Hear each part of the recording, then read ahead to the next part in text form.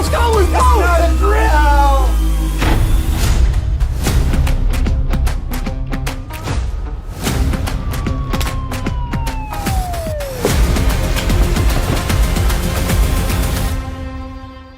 Oh.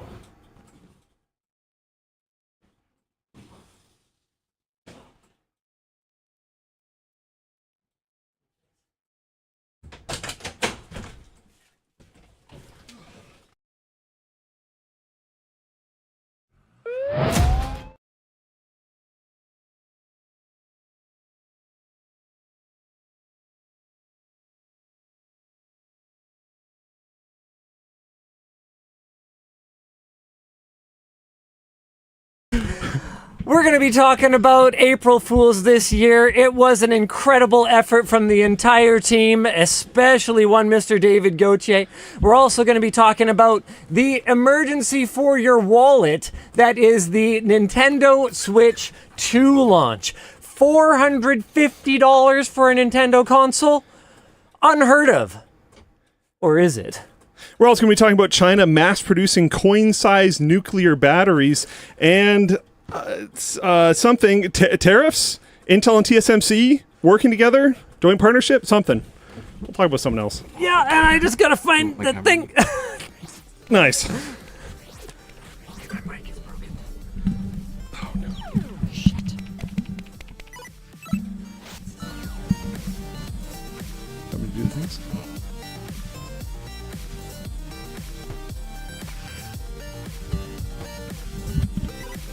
The show is brought to you today by Squarespace, Thorum, Notion, and of course, our usual wrap partner D-Brand, our laptop partner Dell, and our chair partner. They're there. They're there. There's Are they cushions. there? There's cushions in the front window. Nice. Our chair Yeah. partner, Secret Lab. Let's go. I'm just going to turn this off now. Before we... Where is it? I think it's probably easier if you open the door. Yeah. Oh, lordy. There you There we go. I was thinking you could do, I don't know if you'd want to, but you could do a mod where you swap in Secret Lab chairs. Yeah, we could do that, but I think that's not going to be on the agenda for today. No. Let's go ahead and jump right into our first topic, which I think has got to be the Nintendo Switch 2 launch. Now, obviously, there's no way that you, Nintendo fanboy that you are going to be missing a Nintendo Direct. So, what were your impressions before they started talking about all the icky price details? I thought it was pretty cool. I did skip through it. I didn't actually watch the whole thing. I thought the camera, it might get some use, but that doesn't seem like a huge killer feature to me. I think having chat, however really bad sounding, I don't know if you noticed that, but I think having chat built into the console is probably good if they weren't going to try to do a partnership with like external chat programs like Discord or whatever else. The dock actually having performance implications, like the dock having a fan in it, which could help keep the system cool, which could help keep performance high, seems genuinely actually pretty cool. And the launch titles seem pretty strong. Mario Kart World, I don't know how excited I am about like free roam driving in Mario Kart. I don't know if I care about that at all, to be completely honest. But the game does look pretty cool. It seems like it supports a lot of players. I like some of the new modes that they're talking about.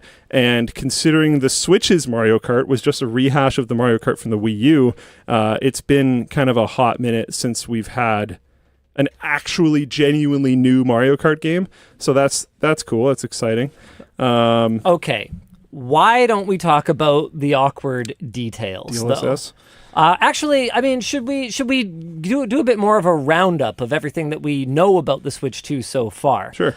Based on the rumored specs from earlier leaks, which still seem to probably be accurate, we're expecting a semi-custom 5nm variant of the Tegra T239. So 8 ARM cores, one of which is high performance, 3 of which are performance, and 4 of which are efficiency cores. 12 gigs of LPDDR5X at 7,500 megatransfers per second. So that is fast memory.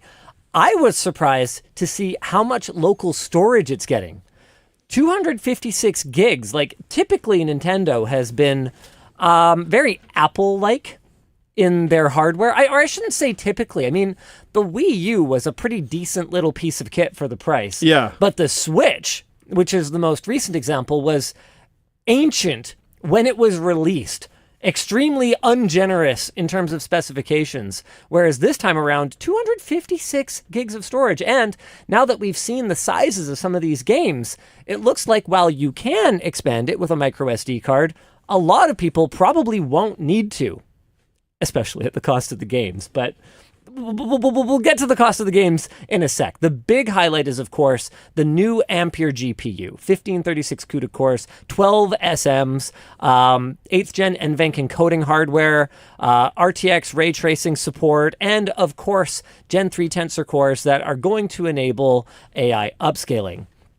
I don't see anything about AI frame generation. NVIDIA did say in a blog post that the Switch 2 has 10 times the graphics performance of the OG. There was a tweet from like the head of DLSS about there being DLSS on the Switch. But not necessarily frame gen. Okay, I see what you mean. So that's what I don't know. But what I will say is that I was looking as closely as I could, considering that we were dealing with YouTube compression, right? I was looking as closely as I could at some of the gameplay footage, and I didn't see, personally, any of the telltale signs of frame generation. Yeah. Even though it'd be pretty much impossible to tell what degree of AI upscaling they're doing if we're looking at performance upscaling or quality level upscaling. And I suspect that's going to vary depending on the title, especially for third-party titles. Voice chat. Man, okay. I think it's good. I wish it was with third-party providers, but I kind of understand from a family-friendly standpoint that it might be more controllable if it's not. So tell me this. How do you feel about the fact that, and as far as I can tell, it seems like the chat function doesn't work unless you have a subscription. So you hadn't caught that. Okay. I didn't either prior to our video. Does that make sense? Is there any online multiplayer on the Switch without a subscription? I have to confess, I'm not sure. Never subscribed to Nintendo Online out of principle. Me too. I didn't actually know that, but yeah, I haven't either. No. No. You need to have Nintendo Online. Yeah, so that kind of makes sense then. So if you're doing anything online, you're going to have a subscription anyways. No, it's worse than that. According to the mighty Reptar, it is free to all Nintendo Online subscribers for the first year. Wait, chat's an additional fee? Then chat is apparently going to go behind a paywall. So then they're going to just keep doing what everyone that I know has been doing, which is where you Discord on your phone. Yeah. And just play games on your Switch. Because why pay more for Nintendo chat? That's crazy. Ooh, that's rough. Some people will do it.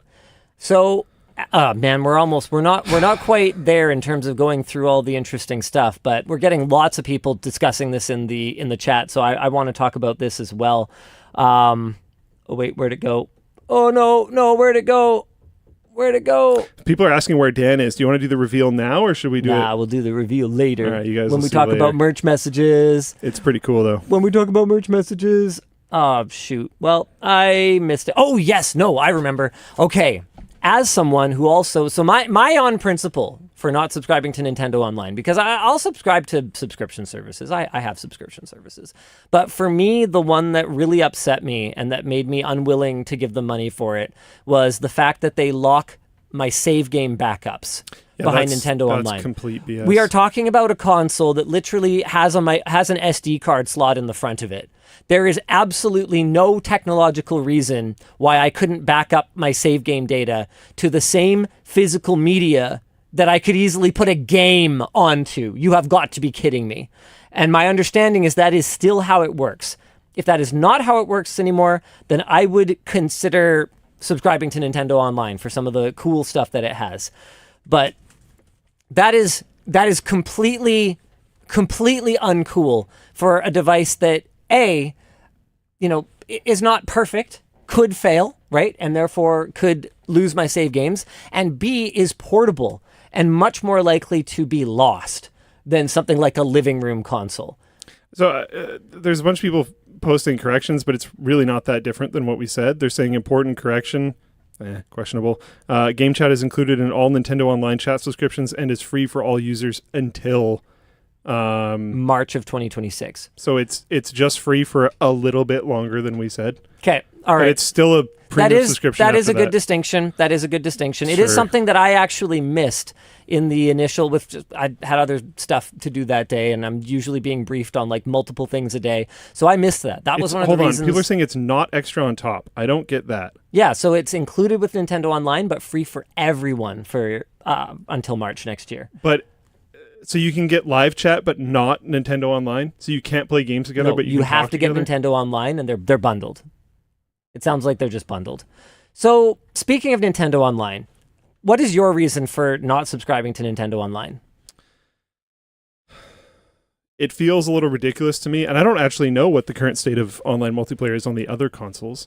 I have no interest in it in any of the other consoles at all. The only reason why I'd be interested in console games at this point is single-player ones. But it feels ridiculous to me in 2025 to have to pay a subscription to be able to play any game online at all. Like, that's enough of a line for me. And again, if I want something, I'll pay a subscription. The most interesting thing to me, I guess, has been access to some of their games that they put on that service. But then I don't like paying subscriptions to access games either. I'd rather just buy it. Okay. So I don't know. Nintendo's strategy for combating scalpers involves gating pre-orders to people who have 12 months of Nintendo Online in their history. Is it actually? Oh, you did not watch the Direct? Oh, I skimmed it. Oh, you missed a lot. I didn't know that was a thing. Yeah. So, and there's 50 more. 50 hours of game. And 50 hours of gameplay. Huh. They are prioritized, but not necessarily gated. Guys, basically, you know what that means, right? So is this Those are the pre-orders- guys who are going to get one. Is this pre-orders directly from Nintendo? I believe There's no way that they're is directly policing that from through Nintendo. game stores. Yep. So this is pretty flipping wild. So this is pre-orders on their website. So basically, because they're okay, look, how is anybody else going to control scalpers from buying cartloads of these things? Like, we know, we've all seen the pictures from previous console launches, from GPU launches, right? We've seen the scalpers that have literally a pallet of consoles in their living room, right? So anything that's going out into the channel through Best Buy or through other retailers is going to be scalped. So the ones that Nintendo is controlling, they're basically saying, look, you've got to have a Nintendo Online subscription for 12 months. You've got to have 50 gameplay hours before the launch here. And I don't remember if there was any gameplay other stuff. hours like lifetime? I think I'm not sure the time period for it. I think it's lifetime. Basically, the idea is that you are a Nintendo gamer and also that you give Nintendo money on an ongoing basis. I want to show one thing. Final correction, because it did sound like this, but I don't think this is what we said. Game chat is included with Nintendo Switch Online membership. Like we said, game chat open access period until March 31st, 2026, but it says game chat can be used without a Nintendo Switch Online membership during that time period. Yes. Afterwards, a Nintendo Switch Online membership will be required to use game chat. Yes. So yeah, you don't have to, which is really weird to me. So basically, they want to get you So hooked on. you can play single player games together and chat. Yeah, I guess. Sure. Yeah, I guess. Okay, yeah, no, yeah. Now I am having. That's a hard why I time said figuring it's out- weird, because you don't need Nintendo Switch Online, which is odd. So you can't play games together, as far as my understanding goes. There's game streaming, so it has a camera. Okay, so you could show someone you playing your game. Yes. So if you're on a trip and little man is playing a game, Yeah. you could like watch him play the game and talk to him. I guess. I guess. I can't imagine that I would do that. For the 4 people that will do that. So anyway, we're finally getting to this. What is your thought? What is your thought on the fact that you cannot pre-order one? that you are not a verified actual gamer in Nintendo's eyes for not buying Nintendo Online? I already... This is going to sound like a hot take at first, and then it's not. But I already wasn't going to. Really? My reason Okay, for hold it, on. We're going to get to that in a sec then. So let's finish going through. Oh, okay, sure. You know it's what? way less of a hot take once you hear Okay, the whole all thing. right, hit me. Willow Video Games Yes. isn't getting an initial shipment as far as my understanding goes. Really? Nothing? They're not prioritized because they're a single store. And apparently, Okay. who's getting prioritized, at least in Canada, as far as my understanding goes, is the big places with multiple locations. Sure. So So your they Best Buys of the they world. might get a first shipment, but as of right now, they are confident that they're getting games, but they are not confident that they're getting consoles. So there's they no were way- like, they were all apologetic, and they were like, "Oh, like, sorry, you can go buy it somewhere else, I guess." And I was like, "No." Yeah, because there's no way that you're buying a game console from somewhere other than Willow Video. Yeah. So I'm just gonna wait until they have them, and then I will buy one then. I don't need it day one. Yep. I will support the store that I want to support. I will support the like mom and pop store that does cool stuff and has been doing cool stuff like the whole time I've been alive. I've been going to Willow since I was a small child. So I'm not going to just go throw my money somewhere else because I can get a console a couple weeks earlier. See, I thought you were going to say that you are not going to buy a Switch 2, and that I would have been very surprised about, even though I do think that there are a lot of good reasons not to buy a Switch 2. This one surprised me. There is a few, yeah. The Switch 2 is apparently going to be using something between a software emulator and hardware compatibility to play Switch 1 games. There are currently 141 Switch 1 games with known startup issues and 47 ones with in-game issues on the new handheld. There are also games that will likely never work, as the Joy-Con 2 is a different shape than the original, like Ring Fit, and it doesn't include an IR motion camera. For example, WarioWare Move It. Could you do the new standalone camera that they're selling? For WarioWare? Ring Fit is probably screwed because the ring doesn't mount the controllers like the new one does. Ring Fit also looks like a mobile game from like the iPhone 3, so I don't think it really matters on that one. Yep. Okay, let's talk about the price. $450 US. It's a lot. It's interesting because if you look at Atrioc did this recently, but if you look at the game prices back to like Xbox 360 era, the pricing inflationary wise, as much as it sucks, is technically below inflation rate. It's kind of incredible that it's as low as it is. The console, however, is super not. The Switch 2 is notably more expensive than the Switch 1. Then the Switch 1, yes. But not necessarily consoles in general. I have a hot take. Yeah. I want to talk about Switch 2 pricing because I think that it's gonna be scary. Millennials It's gonna be dangerous. and Gen Zs You're gonna have to put the hot take lights on. are having a bit of a, well, back in my day, games used to cost 6 brown eggs and a bale of hay moment. They did. Right now. It's true. When I was a kid, okay, the Super Nintendo was $199. That is approximately $450 in today dollars. Yeah. Now, there is a big difference this time. For these younger generations, earnings haven't advanced They on pace really have not. with that inflationary At jump all. that basically makes the Switch 2 look perfectly reasonable compared to the Super Nintendo. I mean, the NES back in the 1980s. What was the NES? Was the NES $200 as well? I believe so. Don't quote me on that, but I believe the NES was The NES was flipping expensive in then dollars. 179 USD on launch.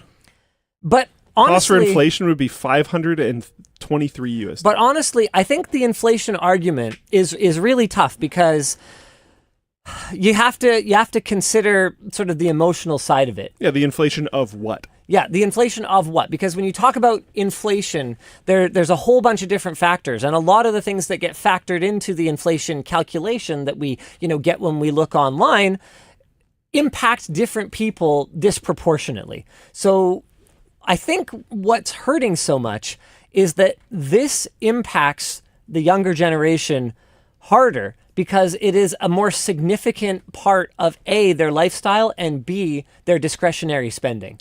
The lifestyle one is an interesting and probably accurate take. Because as an older millennial at this point, I look at a console as a luxury item. I have never owned a PlayStation. Never. Even today, I do not own a PlayStation. I have never owned an Xbox. When I was a kid, my friend had a NES. Yeah. And then I had a SNES. So we'd go to his house to play. Then we started going to my house to play. And he got an N64 for Christmas. So then we'd go play at his house. Unless, realistically, we wanted to play something other than the 2 game carts that he had for the N64. And then we'd go play, some of my older SNES games. I cried when my dad gave us an Xbox for Christmas. Dude, when I was a kid, consoles were a luxury item. Not everyone had one in my class, and no one, not a single other kid I knew had 2 current gen consoles at the same time. And a typical game library. For sure. Yeah. A typical game library was 5 games if you were doing pretty good. Yeah, a lot of people had less. And if you had 10 games, it was you were balling. Whoa. It made me question what your parents did for work. But hold on. But here's another thing. Here's another thing that's different. Back then, we could go to the video store and rent. And we could rent a game. And I do it all the time. For $5. Yeah. Right? And you could realistically, because so many of the games were, let's be honest, pretty 2-dimensional experiences, pun intended. Right? Oh, we have a ding! I didn't actually know. Let's go. Did you hear it? I wasn't sure. Yeah, I heard it. I don't know if they did, but I heard it. You could actually enjoy that game in a 1-week rental for that $5. And that was honestly, this is a slightly off-topic thing, that was fun. It was kind of a challenge. Can I beat this game before I have to return it? Yeah, absolutely. was genuinely kind of fun. I forgot about that. But I'm going to continue going back and forth in my attempt to sort of present both sides of this. I was going to say, I was trying to say argument, but outrage almost came out of my mouth. Both of which are true. It is an argument and it is outrageous. And let me put it this way: pound for pound, is gaming not just about the cheapest form of entertainment on the face of the earth? So here's some numbers that I ran before the show, okay? If you bought a Switch for $300 and a library of 10 $60 games, I'd say that's a pretty generous library. If you used that for even 1 hour per week for the 8 years that the Nintendo Switch was Nintendo's current console, it would have cost you just over $2 an hour. Can you think of anything in your life that you actually pay for that is even close to that? No, and I bet you were honestly really conservative with that. You know what? Reworksman says reading is cheaper, especially with a library card. That's a good point. And that's valid. What else? Okay, what else with a library card, yes. If you're buying the books, honestly, I don't think so. No, if you're buying books, absolutely. Well, I don't think so. It depends. No, you can get decent deals, and depending on the speed at which you read. No offense. For me, I suspect you're getting. I suspect your cost per hour is pretty good. I've been dedicating really hard. I've been reading like an hour a day every day for while now, and I'm getting a little faster, but I'm still slow. Okay, give me something else. Give me something other than reading. Music, but dang, I would never really want to do just that. Yeah. Yeah. So here, this is hilarious. Top Gear 1224 says, we're going to talk about Smash Champs pricing. Actually, we are. Yeah. Actually, we are. Here, check this out. And it's a good point. That is, Luke laptop. Whoops. Yeah, Linus what laptop. Are you doing? There you go. We are going to talk about that. At Smash Champs, okay? That's our badminton center. I regularly watch people discard a $3 badminton shuttle. That's about what a single Often. badminton shuttle costs, and that's not even a high-end one. They can go up to $4+ Canadian dollars. Okay, I regularly watch people just throw it away because it isn't flying perfectly, so that they can continue their match. That's costing them, between the 4 people on court, about $8.50 an hour, plus racket and shoes and other equipment costs, plus their club membership fee, plus gas money for travel. They don't question it because they see the work being put into it. They see the physical space being occupied. If we sub-switch 2 numbers into my math before, okay? And if we assume a shorter lifespan for the console, let's say we only get 6 years out of it, we end up with $4.32 per hour of entertainment. And yeah, again, but you're still going off of 1 hour a week, which I honestly think is really low. I know. Yeah. I know. That assumes Like low enough to throw it all off. well, yeah, but my point is that even if we say, well, Linus, your math is suspect, I feel like by saying you will use your Switch just 1 hour per week, Yeah. I can pretty much defend against that, because if you're not going to use your Switch an hour per week, why do you even care about any of this? Don't buy one. Like, that just seems pretty obvious to me. Or remember, guys, there's always another way. Okay, this was a really I don't know, interesting conversation for me, frustrating conversation to me. I don't know how to describe the mixed emotions that I had. And I'm about to say something that'll probably cost me some money, all right? There was a thread on the forum recently asking why the heck it is that Floatplane doesn't have regional pricing. Okay, why we're asking a ludicrous sum of $5 per month for people who live somewhere where that is a significant portion of their disposable income, okay? What little disposable income they have. And I could have given them a long technical explanation about, VPNs and gray market and the realities that our business runs on, Western monies, not, rubles or whatever. And so it wouldn't even help our costs. Like, our costs are in Western monies, and we don't operate at the kind of scale of someone like a YouTube or a Netflix. I could have done a whole thing about that.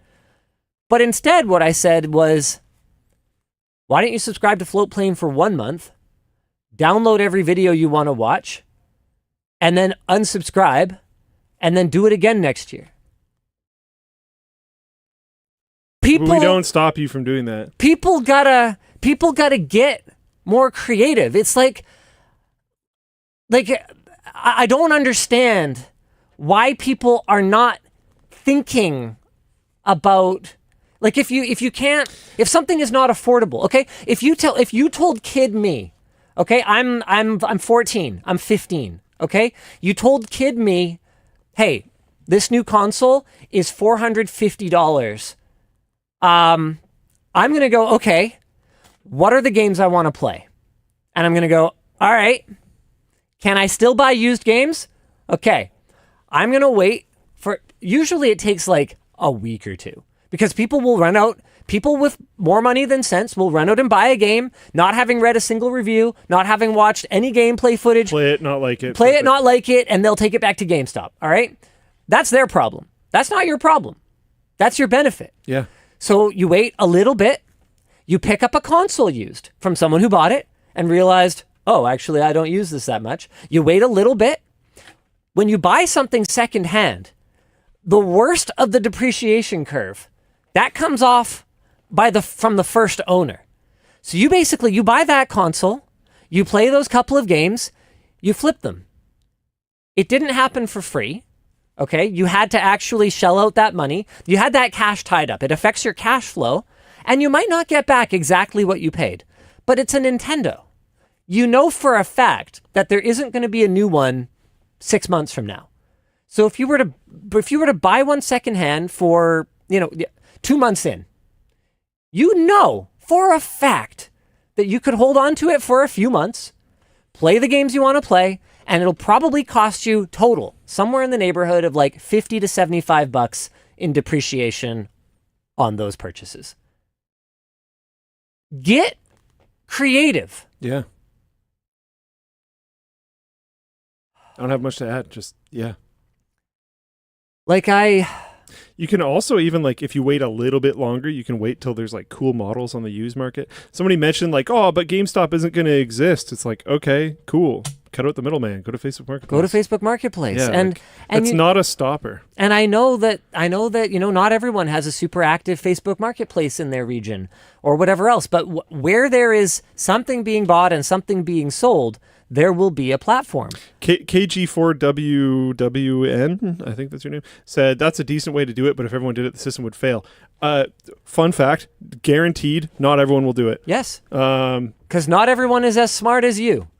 Or not everyone cares as much as you. Like, I remember, I'm not going to name names on this one, but I remember having this conversation with a relative of mine who I grew up with. We grew up not like desperately poor, but we grew up with like cutting coupons, washing eggs in our spare time and running like a family like egg business on our hobby farm, like being pretty scrappy. I think there's a lot of benefit to that. By the end of the summer, my parents are both teachers, okay? So by the end of the summer, we're trying to figure out like, okay, do we really need how to combine as many errands as possible into one car trip to town so that we don't have to fill the gas tank? Like, we're out of money, okay? At the end of August, beginning of September. So that was my situation. And shoot, what did you say just before this? I forget. Right. A relative of mine. I remember having a conversation with a relative of mine who was like aggressively haggling at like a liquidation place or like a secondhand, like a Value Village type of place. Like they were trying to like get a deal on something. And I kind of went, I'll never be too good to shop at a dollar store. All right? Like, never. Yeah, 100%.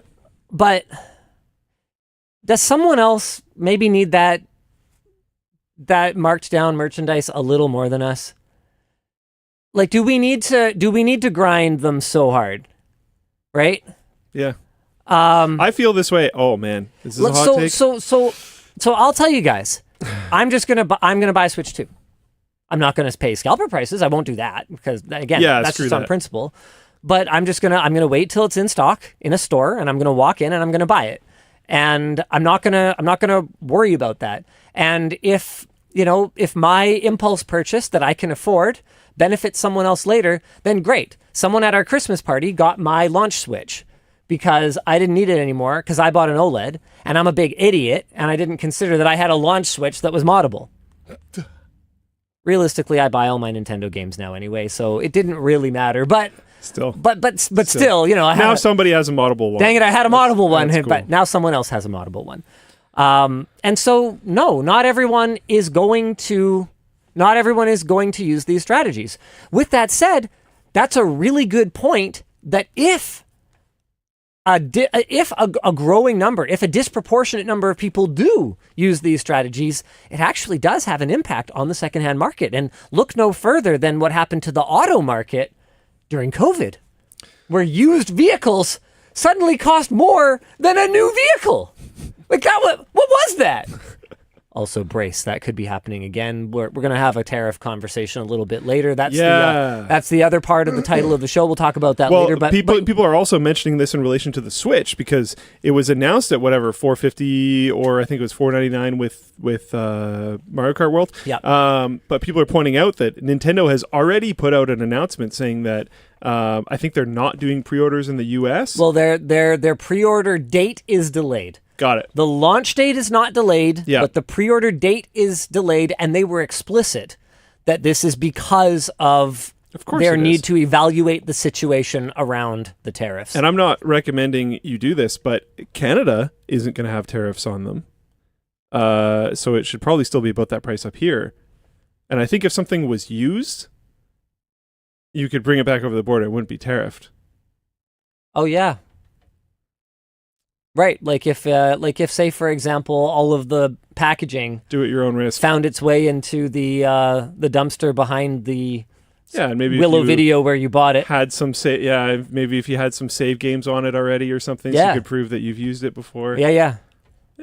I mean, it's pretty new anyway. Like, you would have had to get it like somewhere kind of in the last little while window. It would look pretty new regardless, right? Yeah, I don't know. I mean, we would never. Livin says all strategies are valid until you get audited. What do you mean audited? No one audits. No one audits things you bought. That's it's because it's there's no taxation. We're not really implication. suggesting anything. We're just saying it's probably going to be not as bad for. I mean, it's still expensive, but it's not as bad for Canadians. Electrobot says IIRC. You do have to report that technically, legally. Of course you do. Yes. This Make is not sure legal you do advice. that. No, this is not only not legal advice. This is not advice at all. Yeah. It's not advice. Yeah. All we're doing is pointing out that Canada's not tariffing them. That is true. Yeah. That is true. And if you didn't happen to live anywhere near the northern border, I doubt that Mexico has any tariffs on Probably not. the Switch 2 either. I have no idea what like Mexican Best Buy is. Yeah. But they might have something like that would have a Nintendo Switch. So that's something that is a thing that is something. Anyway. Game upgrades. Should we talk about that? Let's talk about game upgrades. This is another thing that, man, I'm bummed about. So we talked about the sort of emulator element. See, I assumed, and maybe this is just me being naive, because I'm sure the software is so different. And by software, I don't even just mean like the home screen looks different. I mean like the driver level operation of this console is going to be so different. I'm sure that the software development kit is completely different. I'm sure all the developer tools are completely different. But I had kind of hoped that because it was ARM CPU, NVIDIA GPU, it would just direct. That you would basically just put your Switch 1 game in it and it would run at higher FPS. That's when I was skimming through the direct, I thought that's what they meant, was it would just work. So, unfortunately, that does not appear to be the way that things are going. Instead, it looks like it'll be a mix. Some of them are going to just kind of work in the Switch 2 with minor changes. The only one that I really cared about, the only game where I ever really felt like the Switch's underpowered hardware dramatically impacted my gameplay experience was Breath of the Wild. Yes. I wanted Breath of the Wild at least rock solid 60. And once I found out about the 120 hertz display, what I realistically wanted was between 60 and 120 with variable refresh rate. And I think there was a massive, massive boom in emulating right around Breath of the Wild, because I don't think you were alone. A lot of people had issues with the performance of that game, and a lot of people sought out other solutions. I still don't fully know exactly what the situation is with Breath of the Wild. So chat, if you guys have more details than me, I think the rumor is that these upgrade packs are going to be somewhere in the neighborhood of, this is interesting speculation from, it doesn't actually say who the writer was for this project here, but listings for Switch 2 games are ranging from 70 to 90 USD. And so, with that in mind, they're speculating that the upgrade packs could be 20 US dollars. Or more. I hope it's less. Me too. I was hoping for like 10 I was hoping for 10, thinking probably 15. If it's 20, that is way too much to spend on an upgrade for a game that realistically I played as much as I really needed to play 7 years ago. Here's an interesting question. Is the first version compatible? Because it might be. You just might not be able to run it at high resolutions. But I don't want to run it at 30 FPS. No, I know. I'm just at least saying. It'll be a solid 30 FPS this time. But like, Maybe. there's FPS elements to it. I have to aim the bow, and it would drop to like 17 frames per second. Like, it's not obvious. Like, obviously, I enjoyed the game. If I'm being honest, it's probably my favorite game ever. Right? Like, I love Zelda Breath of the Wild. I didn't get into Tears of the Kingdom because it just felt like Breath of the Wild again. So are you going to buy an upgrade pack for your favorite game ever? I don't want to play it again. I didn't even buy the DLC. If I wanted to play Breath of the Wild You're just again, happy leaving it there? I'd probably buy Tears of the Kingdom. Yeah, I put a freaking ton of hours into it. I've like heard extremely 250 good plus things hours. about Tears of the Kingdom. Me too, but I got a little ways into it and I was like, I even bought it. And I was just like, oh, this really feels like Breath of the Wild again. Yeah. Whereas Breath of the Wild was like just such an outstanding... Breath of the Wild and The Legend of Zelda Tears of the Kingdom will be free for Switch Online plus expansion pack subscribers. So Yeah, but I don't not have free. Switch Online. Yeah, that means you pay for it in installments. Yeah. Yeah. Okay, what else we got to talk about here? You're going to buy Mario Kart World, obviously, right? So you buy it in the bundle? Yeah. Yeah, okay. Discussion question, what do you think of the pricing of the console and games? Okay, actually, I'm going to alter this one a little bit. How do you think Nintendo's new game pricing paradigm will... What shockwaves do you think this will send throughout the rest of the gaming industry? I immediately saw people talking about how stoked Rockstar must be with their like very possibly $100 GTA 6 coming, with this $90 shift for Nintendo, softening that blow from closer to a $20 jump to closer to a $10 jump. Yeah.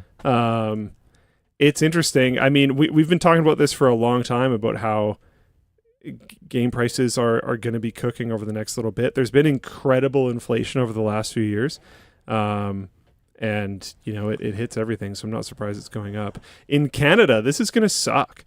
If the Canadian dollar is rough right now, Canadian average GDP per person has been, like, essentially flat for 10 years. Like, this is going to be very rough for any Canadians interested in buying Nintendo products. And Nintendo products sell, man. Like, regardless of economic situation, regardless of practically anything, Nintendo products move. We did an episode of Setup Doctor where we did a setup, we cured the setup of a viewer, and they literally have a collection of Nintendo Switch games that is like an entire wall, like an entire bookshelf. Like, I think they said they had almost every game or something like that.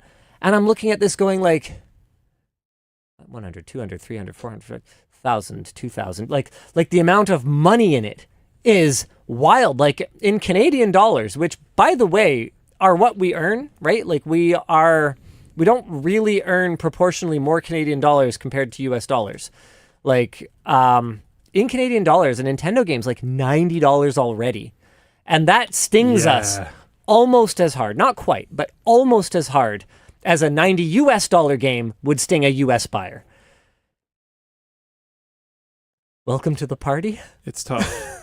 It's tough. Yeah. So like the same thing that I said last time is, honestly, I understand it. Games have not really tracked inflation super hard. I think there's arguments for games being behind inflation, but then there's very, very, very strong counter arguments for, yeah, but back then you used to get the whole damn game. Now you have to buy DLC, or there's skins that aren't included. And when you're like, oh, but skins are just cosmetics. Don't forget about your subscription to play online. Yeah, that's rough and stupid as well. But back in my day, there wasn't skins for cosmetics in fully paid games. It was just like League of Legends. And there used to be like quest chains and content that you would do, and the reward was those cool looking things or whatever else. So there's content that is missing from your game. You are not getting a complete game if the game includes paid skins, in my opinion. So yeah, that's rough. And there's a certain amount of like, will the market bear it? Dyslexic Stoner for 240 brings up a really good point here that I had actually meant to discuss earlier. Game devs are going to have to decide if they want margins or high player counts. Yeah. And this was something that I had wanted to include in the discussion around how the fact that, how the SNES was the same price when I was a kid as the Switch 2 is today when you account for inflation. But the gaming industry is way bigger.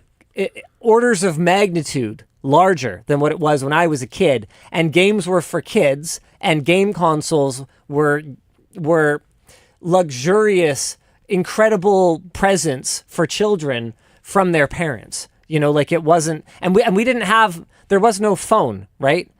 So I didn't get a phone. That's an interesting thing. So that would be the equivalent, right? Like, your, like kind of cheapo Android phone that your parents might give you when you're 10. And don't kid yourself. A lot of my kids' friends have phones by about 10. if they get one of those, well, they would get no game console. You know, like that was what we got instead of having a phone or an iPad or whatever else. So if they want the volumes that they have enjoyed over the last 10 years, they may not see them. And in that sense, even if the Switch 2 ends up being a very profitable generation for Nintendo, it may not go anywhere near their podium in terms of the volume of game consoles sold. Like, if you look at Nintendo's most sold consoles, what was it? It was some DS of some form or other, right? Yeah, I think so. Is their top one, if I recall correctly. That was really affordable. Super affordable. Yeah. To your point on it being like presents for kids, up until the Switch, most Nintendo consoles came out in like September or November, close to holiday season. Yeah. And then the original Switch came out in March. Because now people just buy consoles all year round. But so I right before remember tax when return I was season. a kid, it was just Christmas that everybody got consoles. Oh yeah, it was a Christmas present or nothing else. So I think I've told the story before about how my Super Nintendo was actually stolen before it was given to me. So my aunt got me the bundle with the 2 controllers and Super Mario World, and but it was actually, she was robbed like in the week before Christmas, and she moved heaven and earth to try to find me another one, and couldn't get like the bundle one. And so it was funny because I still remember this. She apologized to me on Christmas morning that it wasn't like the one that I could play with my friends. But dude, I was just so stoked to have a Super Nintendo at all. Like, I was like, what are you even talking about? We can share the controller around. Who cares? It's like, this is so cool. Don't worry. No. My aunt, she found me a Nintendo. I don't know how she did it. Of course she did. I had one on Christmas morning. It just didn't have 2 controllers. And I don't think it had, did it have Super Mario World? It definitely didn't have 2 controllers. There were 2 versions of the console. Dude, my aunt's amazing. She is one of the closest members of my extended family. She comes over every week, spends a ton of time with our kids. She is actually, if I wasn't married to Yvonne, I would say my aunt is the best lady in the entire really cool. in the entire world. Yeah. She's incredible. D. Hollinger said, I'm going to point out again. You're number one. I'm going to point out again that game devs make less with fewer Actually, benefits. you know what? My mother-in-law is actually amazing too. Words that have never been said before in that order. That's true. Unless you're like at practically gunpoint. Gilmore D, yes. This is the aunt that gives me art, like that Yoda, that weird Yoda that's in my gaming room. And yes, this is the one that makes me borscht. All right, D. Hollinger. I'm going to point out again that most game devs make less with fewer benefits than non-gaming counterparts too. Also, AAA game companies may need to go back to making AA games instead of AAA games that cost more to make the blockbuster movie. I have thoughts on this. One, a lot of the game devs making less with fewer benefits is because it's in a lot of ways, in my opinion, a predatory industry where people want to work. People say they want to make games from when they are very young, and it is a dream and an aspiration. So gaming companies kind of abuse them. Also, gaming companies needing to go from AAA to AA. I don't know. There's good games out there that sure sell a heck of a lot, and there's a lot of trash games out there. So yeah, both maybe in make the better AA games. and AAA categories. Maybe if you're making quadruple A games that just suck, they're not going to sell at all. And maybe if you just made the game that everyone on the freaking planet asked you to make and then sold it, people would be really happy with that. Which specific and would game have are you bought talking it. About? Skull and Bones. Oh, they called it a quadruple A game. Oh no, I mean, you mean if they had just made it like Assassin's Creed? Just make Black Flag, but take the Assassin's Creed part out because no one cared about the Assassin's Creed part. Even I was a huge Assassin's Creed fan. Yeah. Did not care about the Assassin's Creed part. I never beat Black Flag. Really? I played the heck out of that game. The worst part of that game is all of the assassin-y parts that you have to do until you get your boat. When you get your boat, the game is amazing. Just make that. Like, my God. Not listening to fans, making huge, giant art pieces that no one wants, focusing on the wrong things, not making games actually fun. Like, Anyways, there's a reason why certain companies in the gaming space are struggling, and there's a reason why other companies in the gaming industry are thriving right now. And a lot of them are newer, a lot of them are offshoots. You can't look at the gaming industry and say that it's necessarily doing super poorly when we had massive, huge profits. Huge profits and huge cultural moments. Like Helldivers changed how people communicated on the internet for a substantial period of time. People were oddly patriotic because of a video game for months. Yeah. Baldur's Gate 3 was enormous. Huge moment. There's still these huge, crazy launches. Yeah, and not always AAA games. I mean, neither of those are technically AAA. Look at Fall Guys. Okay, it was a little longer ago, but Jude. That Palworld. But the common thread here is that they're fun.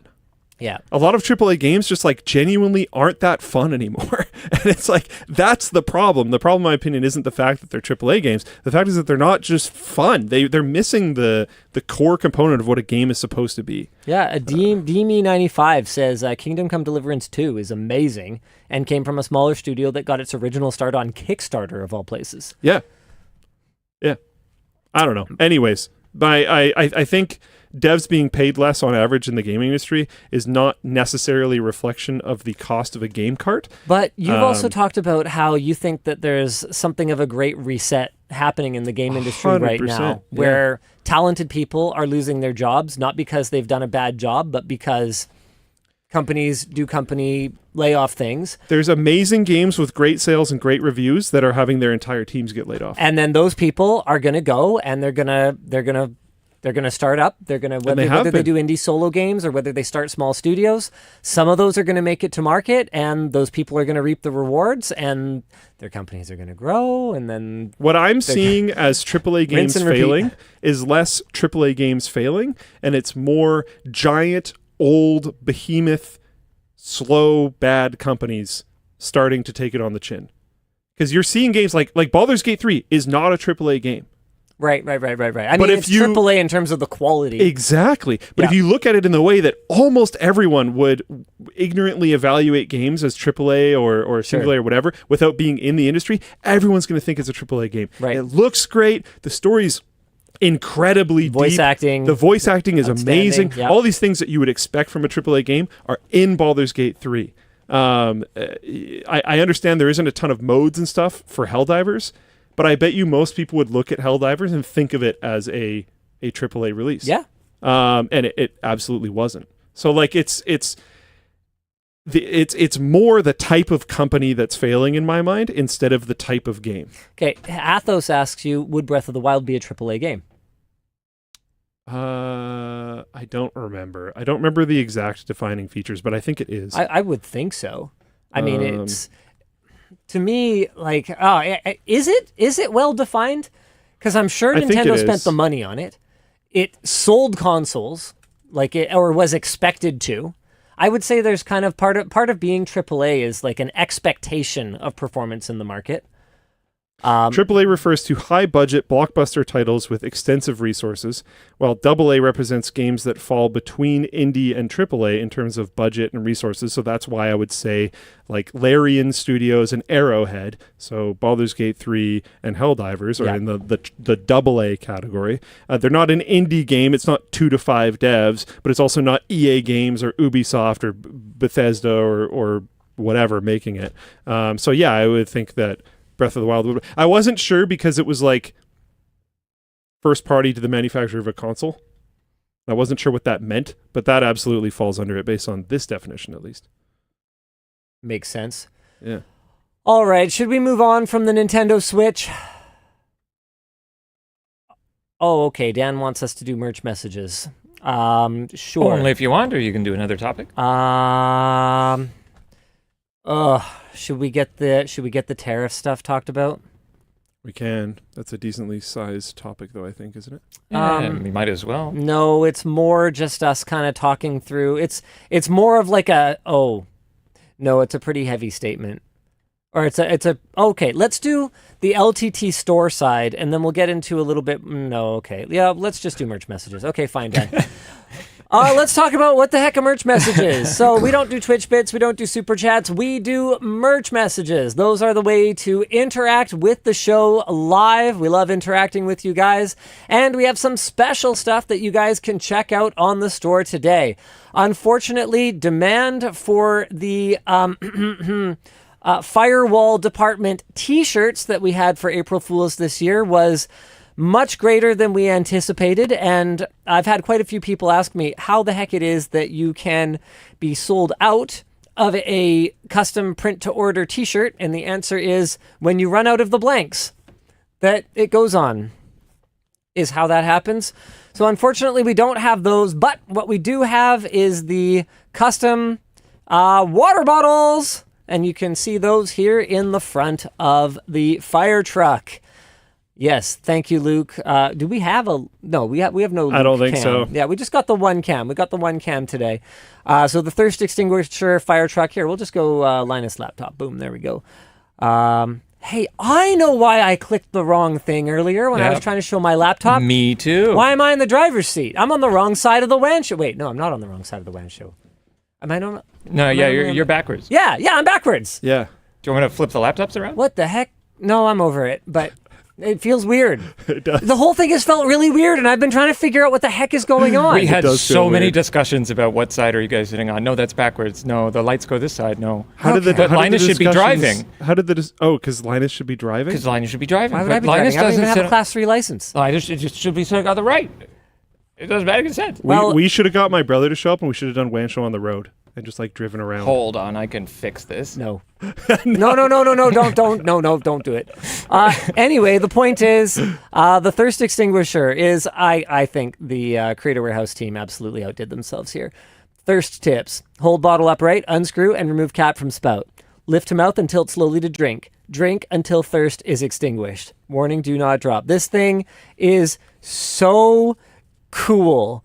I absolutely love it. I think they did an amazing job of it. Here's our maintenance records. Now, a lot of you seem a little confused about what the heck was the April Fool this year. The What? April Fool's joke is that there was no April Fool's joke this year. We did buy a fire truck. We are sitting in it right now. Yeah, it's not a green screen. Look, I can open the door. I wonder if I could grab Andrew's camera and do you a tour or something. We didn't rent it. We didn't fake anything. Absolutely everything you saw in the April Fool's video was real. So the April Fool this year was, if you don't believe that this is real, Then you're an April Fool. we got you. Yeah. We were discussing before the show that the audio is actually surprisingly good in here. Oh, it's Because bad. it's like a relatively small and padded like room. It's probably better than the WAN set, and we were discussing about which was cheaper. I think we should just use this for And I don't know. forever after. I mean, Just use it from now on. We maybe should have just bought a fire truck to begin with. Okay, you're going to have to hold your questions about the April Fool's video. I got a lot of people that are like, whoa, this changes everything, because they just assumed everything was fake. So you were fooled. So yeah, merch messages, buy a thirst extinguisher. Dan, do you oh yeah, right. How to leave a merch message. So you go on LTTStore.com where we've got, wait, what is this? Click here to call the LTT firewall department. What is this? Click here to call the LTT firewall department. Oh. Guys, okay, Top Gear said, no, the April Fools that you guys never bothered to idle up the fire engine and use full pressure or flow through the nozzle. Please have Luke's brother show you how to do that. The point of that whole section was them just kind of like fumbling around and having fun. I thought it was fun watching you guys do stuff. Yeah. Don't I didn't worry. expect you to do it perfectly. We're going to figure stuff out later. Don't even trip, dog. It's fine. All right, so head to LTT Store, add something to your cart. Say, for example, the commuter backpack, Whale of a Surprise. oh, there's something computer behind backpack. Luke, I believe. What is this? Have you? This weekend only. Offer ends Sunday, April 6th at 11:59 p.m. Pacific time. There's Get a commuter backpack behind you, Luke. Oh, okay. And you get. Nobody sorry. consults me on our promos anymore. This is a pretty special promo. What is this? Okay, it's a commuter backpack, Luke. Yeah. Wait, do you get. I believe. Oh, Oh. There's There's some a- 1 in 3 chances. It should be in. There's a should be in the plush- So dog. There's a if you plush buy whale. a commuter bag and a There's whale fire truck. inside your backpack Some, will be either Some. if you're lucky. inside your backpack. Wait, but no, because you buy the whale, right? Yes. I believe they're together. Yeah. Is it not No, in no, the no. dock? Inside your backpack will be either a whale Gotcha. or one of 3 signed fire trucks by me and Luke. Oh. There is a Sharpie in the center there for you Okay. guys to sign the fire All trucks. 3 of the fire trucks are there. So these are the ones that were in the silly unboxing at the beginning of the April Fool's video. Got it. So Okay. so wait. Okay, so you buy the commuter pack. That's all you buy. And a whale. You buy the whale. You buy the whale. And you might get a whale. Or you might get a signed fire truck. Is that Arthur's in here, so let's see what he says. Oh, you get the whale for free. Yeah, like why would you buy the whale and then maybe get another whale? No, you don't maybe get another whale. Oh, for the love of God. Luke, you get the whale. The whale will be in your backpack. Or a fire truck. Because they're going to pack the whale you bought in the backpack. Anyway, the point is it's free anyway. Okay. So you don't have to pay for it. You get the whale for free when you add both the commuter and the Yes. whale to your cart. Yes. So either way, So you guarantee you get the whale. you get a backpack. Then inside will be either a whale or one of 3 signed fire trucks. It would really help if I just read the doc for this. The point That's is, crazy. I don't know. go to LTTStore.com, find something cool, add it to your cart, and there'll be a box to leave a merch message. And it'll go we to have producer a- Dan, who we are revealing once and for all. Look at that. He's in the back of the fire truck. He's Let's on the go. top of it. Turn You on have the to- lights. Turn Let's on go. the lights. Oh, I'll turn on. Yeah. You have to climb up to where Dan is. Yeah, it's pretty high up actually. I got a light here. It's on the scissor lift, and yeah, this is pretty. It's pretty cool. There you go. Let's go. Woo! Real fire truck. Dan on the back of the fire truck. Let's go. We can leave these on for a little bit. As long as we're not on public roads, apparently we are allowed to have the lights on. You're also not allowed to drain the battery, or you will. Oh, yeah, I'll face the wrath of Jamie. Yes. That makes sense. Absolutely. And I'm definitely not allowed to start the engine because we are very much indoors. Yeah. What about the horn? You can do it. You can do it. You ready, Dan? You should really plug your ears, Dan. I'm gonna do You that. got headphones on? Yeah. Oh, yeah, you got headphones on. Okay, everyone ready? Yeah.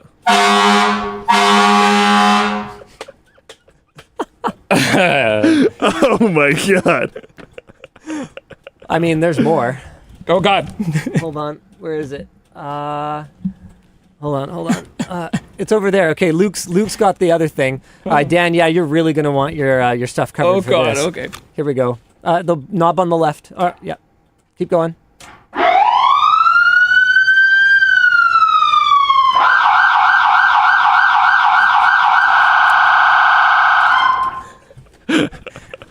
Oh my good God.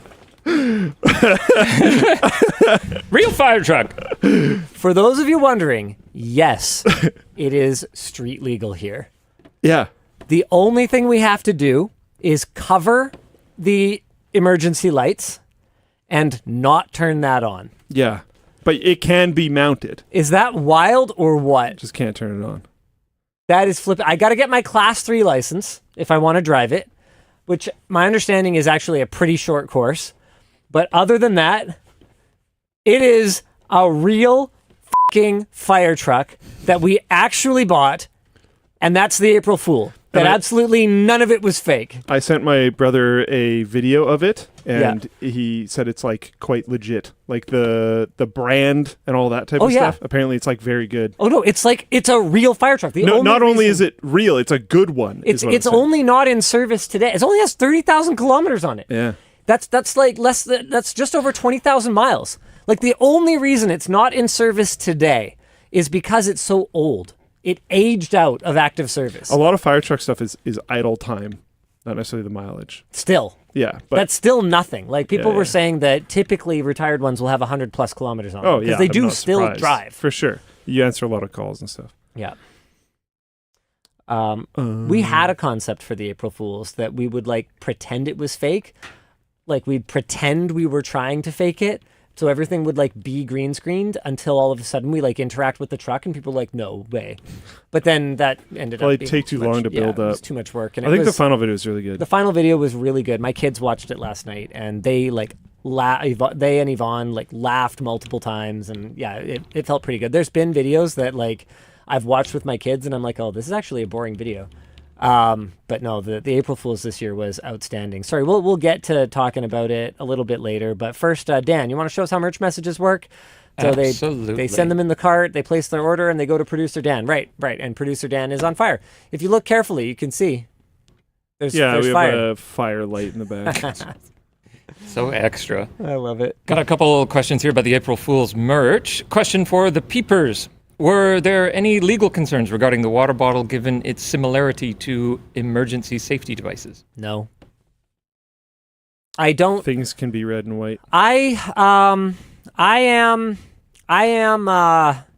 not always a person who has the most faith in humans to be not stupid, is a way I would put it. I sincerely do not know any single living, breathing human being in my life that would mistake that for an actual fire extinguisher. I think we're going to be okay, everyone. Hopefully. And I got a second one here about that. Hey, LMG Foolies, the 2026 calendar truly surprised me. What's been your favorite project over the years, and what's the most embarrassing thing you've done for a project? Oh my goodness. I mean, there's definitely stuff that didn't feel that embarrassing back when we did it. But it's like pretty embarrassing now. Oh, I think definitely. Think of some channel super funds. Like, dude,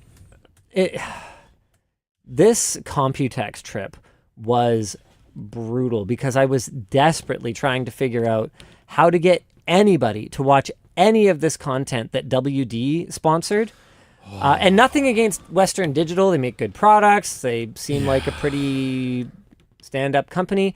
But the only way that we could cover the costs to go to Computex that first year was to do a video on the show floor Every day, right? in WD's booth every day of the show.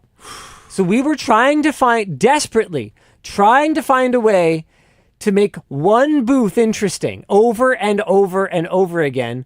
And when we announced that we were going to Computex, we did this unhinged nonsense that I was just trying to do anything that I could to figure out how I could have the retention not be absolutely trash.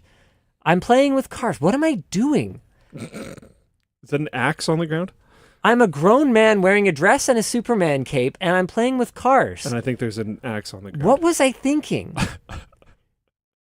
I made some kind of promise. Don't you go in the shower in this video? And I was like, we'll do stuff. When you watch the videos, you can unlock more prizes. Right, that was WD's idea, was the more views we got or something, because I told them we're not going to get any views on this. I was like, I need to turn this off. I was like, the more views that we get, the more prizes that we'll do for your audience or something like that. I was like, oh my God, that's not going to work at all. No. That's like actually stupid. But look, never say that. Oh, whoops! Never say that I'm not committed. You know. So here were the I don't know, giveaways. Linus, I think the videos were. Yeah, you got in the shower. Yeah, I remember. I'm in the shower with an axe and a Superman suit. What is even happening right now? I don't know. The videos were better back then. Yeah, they sure were. There's more production quality. Oh, definitely. And writing. Yeah. Yeah, that. If I was to ever go back and just like purge weird stuff that I've done over the years, that would be one of the videos. That would be one of them. Yes. Wow. This is terrible. Cool. You derailed them too hard. Next one. Yeah. Yeah, one more, Dan. All right, let's see what else we got here. Well, let's go back to the top. Hey, LDL, this past Valentine's Day, my partner surprised me with both a spicy outfit and a scribe driver pen tucked in her hair. What is the nerdiest romantic thing that you or your partner has done? I got one. Sure. For Christmas a few years ago, Emma, my partner, got me a, like, clearly from like Value Village or something, leather satchel bag thing.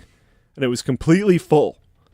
And when I opened it, it was what you might expect a Pokemon professor would have in a leather satchel bag. That's pretty cool. So there was like little samples, like from like, you know, I don't know, different Pokemon stuff. Sure. Bulbasaur leaf. There was a book with like notes that she wrote that like mimic like the types of things that might be in there.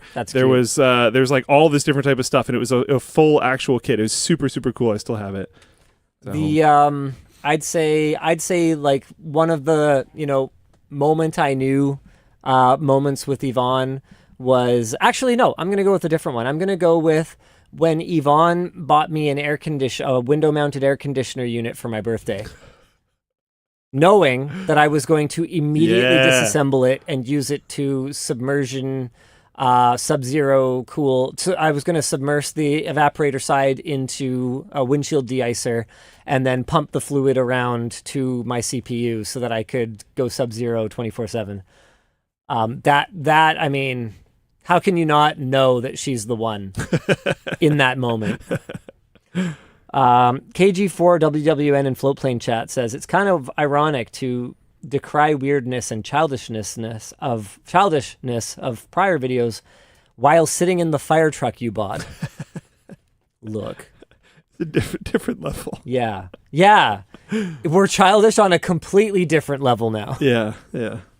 We can afford way better childish toys. I actually am going to one of the toys that I bought. I am actually dying in this. Yeah, those aren't Those aren't known for their cooling properties. Nope.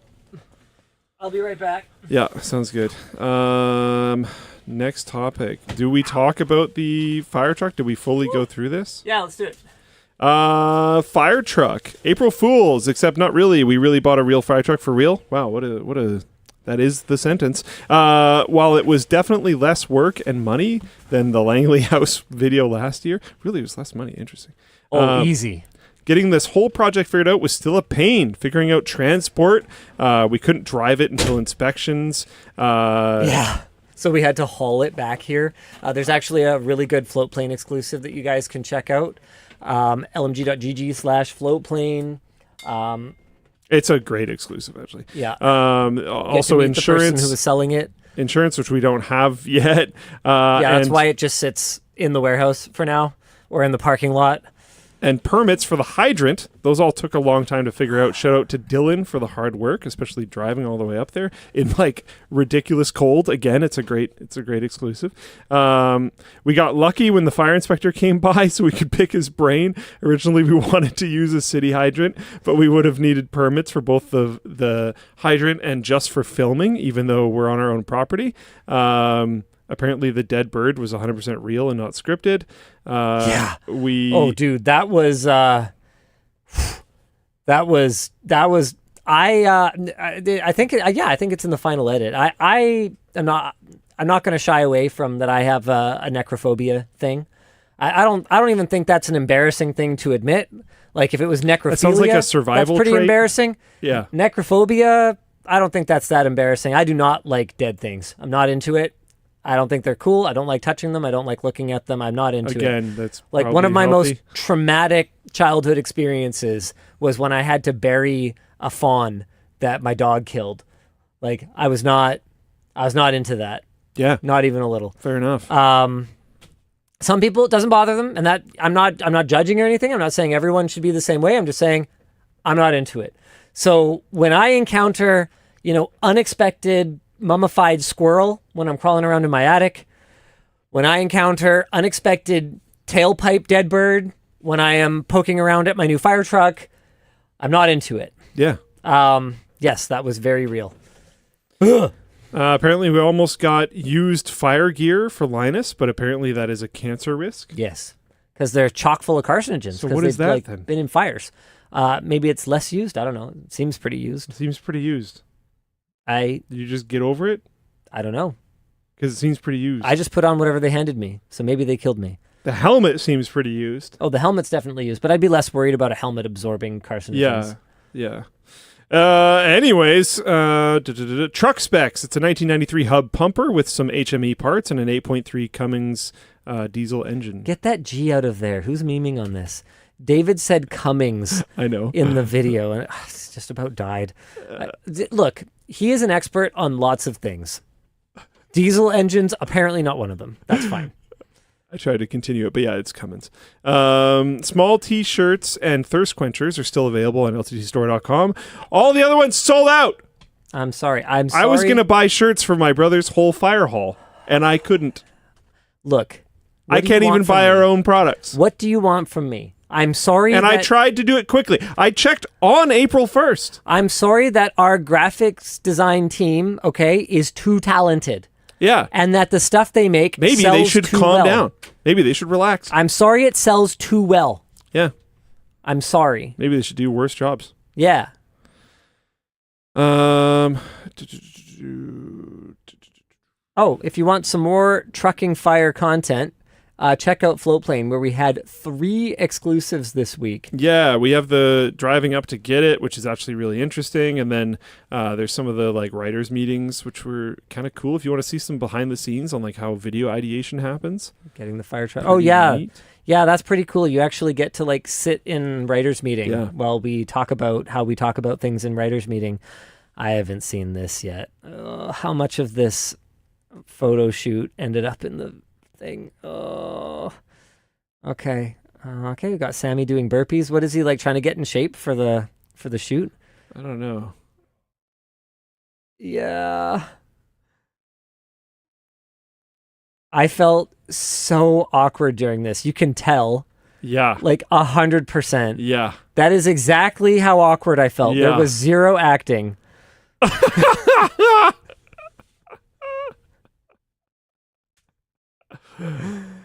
Yeah. I was sitting in labs when you guys were doing that. I didn't realize that was actually a calendar shoot.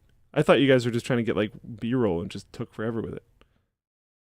Bartland says, my wife was actually angry you made something so very me. I'm an IT guy of 20 plus years and a retired firefighter. Yeah, that's the demographic we're going for. Hopefully you even got it. What else we got? Oh my goodness, there's so many exclusives. 20 plus minute vlog of getting the truck, short but informative 7-minute writers meeting, and a 70 plus minute behind the scenes of the entire shoot. Everything from the full short circuit clip. Oh yeah, the fake unboxing of the fire truck. Oh, I didn't think they were going to use that. To Linus's pants getting stolen, to all the alternative takes for the skit bits. Most, if not everything we just talked about is in the video. And yes, even the bird and the spark, which happened minutes between each other, those are in there. So I've had a few people asking. I think the first one to ask in Floatplane chat. Nope, I don't see it. I had notes, so I didn't put it in there. Was the spark real and candid? The spark was 100% real and 100% candid. What spark? I pick up the thing and I'm like, oh, gee, I wonder what this thing's for. Better connect the thing to the thing. And yeah. I took you guys the thought we lead. faked that? Yeah, I took the lead and I just touched it to the head of a bolt and it was 600 volt DC.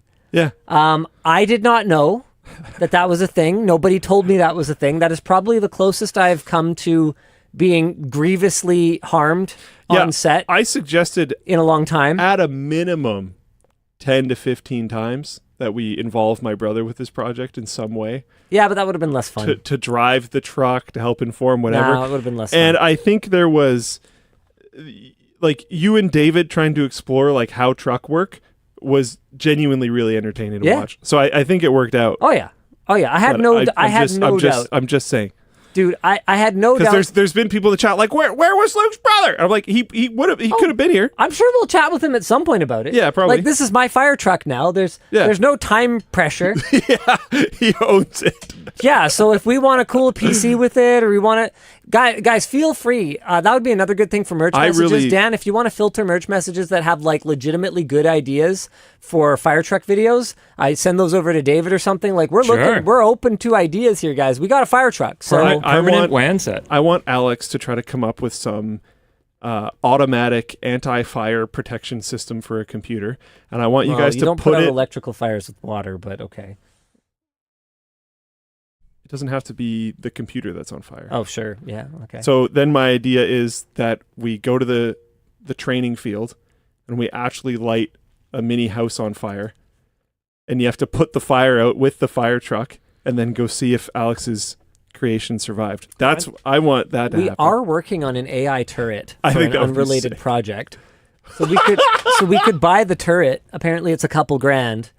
And then we could like computer control the fire turret and try to put out a fire. Oh yeah, AI's coming for like software developers and writers and artists and stuff. What about firefighters? Do you want your life in the hands of an AI program? Oh my God, we should put, before we light the house on fire, we should put some mannequins in the windows and stuff. Just like put some streaming cameras in there, like some low-cost streaming cameras. Just watch them get decked and by just the like fire. watch them get like absolutely obliterated, get their like heads knocked off by the fire hose. Get one of those like Boston Dynamics dogs to just like bite and haul out the thing and drag it along the ground. Oh my goodness. Because nobody's there to carry them out. Amazing. So yeah, let us know if you have any good ideas, guys. I'm trying to find any way to shoehorn lighting a small house on fire and having you guys put it out. That's why I came up with the like Alex builds some fire self-defense system for a computer. We'll consider it. It might be too challenging getting like servos that are big enough to move a firefighting turret. I don't know. But anyway, our discussion questions here are, did you have fun making the video? Absolutely. It was a blast. The intro for today's WAN show was an absolute blast to make, even though I didn't know about it until I watched it right before we started. If you look carefully, it's just my parts of it are just spliced together with new stuff from Luke from the April Fool's video. And there's one shot that has both of us in it that they apparently used a body double for. Nobody like asked me if I wanted to do it. They were just You weren't did it here me. when Yeah. we were doing it. Yeah, I don't that's know where fine. you were, but yeah. And our other discussion question. Yeah, we used Thomas. Yeah. Did you have fun making the video? And David, who worked on our April Fools, again, an absolute rock star. He's like the king of April Fools at this point. Dude, he killed it last Says, year. He killed it this year. Yeah, I had fun, but I need 364 days before I'm ready to make another one. This is a joke, but not really. I'm so tired. Artie apparently has a merch It was message so update sick, down dude. below. Huh? Where is it? In the middle? How am I supposed to know what the update is? Can you please sign the fire trucks live? Already messed Oh. up. Discount codes Oh. initially automatically. Oh, the discount codes weren't applying, but we will resolve any carts where the whales were added at full price. Got So it. don't worry about it. We got But you. where's the? I don't see the Sharpie though.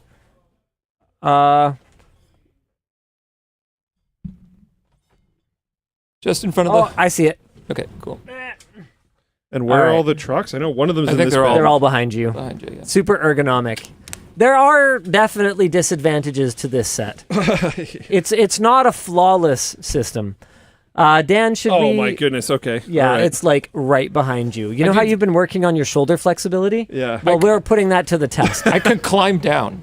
Oh No, my don't gosh. do that. It's No, very easy. I don't think that would be best. Don't do that. Okay, Aw. where should we sign these things? Got to sign our fire trucks here. Fire rescue. Okay, well, first things first. Engine 1. You got to be kidding me. It's a completely different engine here. Okay.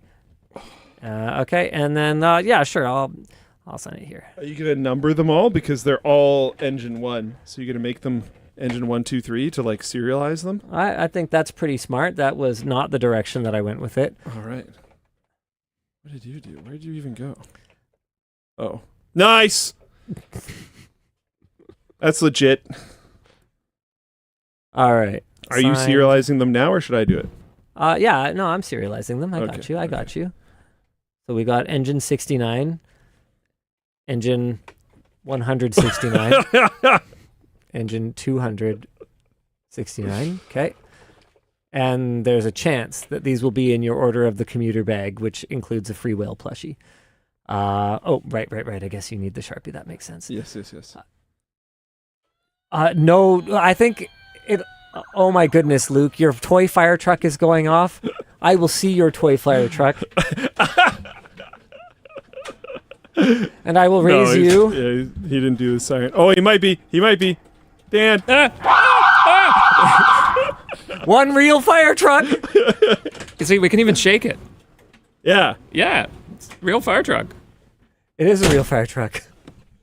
What are we supposed to be doing right now, Dan? I think you Topic, had I started think. another topic, and now you can do another topic. Sure, let's do a topic. Did we finish the fire truck topic? Yeah, I think so. I think I so. think so. Yes. Yes, we did. Yeah, I think so. Good job, everyone. Remember when I asked the audience if I should buy this car? No, let's do a real topic. Okay. LG TVs are going to be losing Google Assistant on May the 1st. Currently, if you have an LG OLED TV connected to the internet, you can access the Google Assistant by linking to your account and using the microphone built into the remote. However, this appears to be going away as a Google Assistant service termination pop-up has started appearing on LG TVs, noting that the change will take place effective May 1st, 2025. David Pankratz, who is a helper for the writing team, saw this pop up on my TV at home just last night. Basic voice controls will still be available, serviced through LG's Think app. Samsung also lost Google Assistant functionality back in March of 2024. And our discussion question is basically not a question, it's that this blows. And when you buy a connected product, there appears to be simply no guarantee whatsoever that the advertised feature set will remain throughout the entire lifetime of the product. And there appears to be absolutely no recourse for customers whatsoever or compensation given to these customers. And I just don't really understand how this works. You know, like if I sold you a backpack, let's say, and I said it has 2 layers in the bottom, and then hypothetically, let's say you found out that it didn't.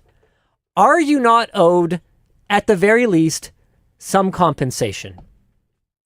I thought so, which is why we offered people gift cards or a refund. So where is my gift card? Where is my refund? This is not the product you sold me. And you know what? For most people, it might not be materially different. But I was looking at discussions about this online, and someone brought up a really good point. They have relatives that have physical disabilities they rely on it. that make it very challenging to operate their TV with a remote. And they extensively used voice controls. Well, so much for that. Yeah, I think it comes down to that software is you don't own that portion of it, so they can say whatever you want. You numbered 2 of them 169. No, the other one that's a 2. No. It's a 2. That's a 2. It's a really narrow 2. That's a 2? Yeah, it's a 2. It's got a little thing at the top and a little thing on the bottom. It's a 2. Well, I didn't have a lot of space, Luke. I couldn't draw a big loopy 2. Were you a loopy 2 kid? Yeah. With the loop? Yeah, I was Yeah. a loopy 2 kid too. Yeah. So in summary, that sucks. LG, do better. Yeah. Now we should probably okay, I'll do another quick one. This is not really like news, but I saw it for the first time. I thought it was cool. There's a company mass-producing coin-sized nuclear batteries in China. The company Betavolt showed off a nuclear battery using a combination of 4th-generation diamond semiconductor and a radioactive isotope of nickel-63, that could power a device, a low-power device, mind you. It does up to 100 microwatts at 3 volts, okay? Power a device for up to 50 years. And measures just 15 by 15 by 5 millimeters with a larger 1-watt version expected in 2025. The nickel eventually decays into non-radioactive copper. Popular Mechanics reported last week that the batteries are now in mass production and will be used for medical and aerospace devices and could even be used in future smartphones. I have to get the power output up a fair amount, but that I would mean, be cool. 1 watt is pretty good. If we're able to do 1 watt today, maybe we can do more watts. Oh yeah, things advance. Like, yeah, for sure. Dude, this sounds crazy. Small nuclear batteries have been used in space travel since the 1960s, and there were even nuclear-powered pacemakers in the 1970s.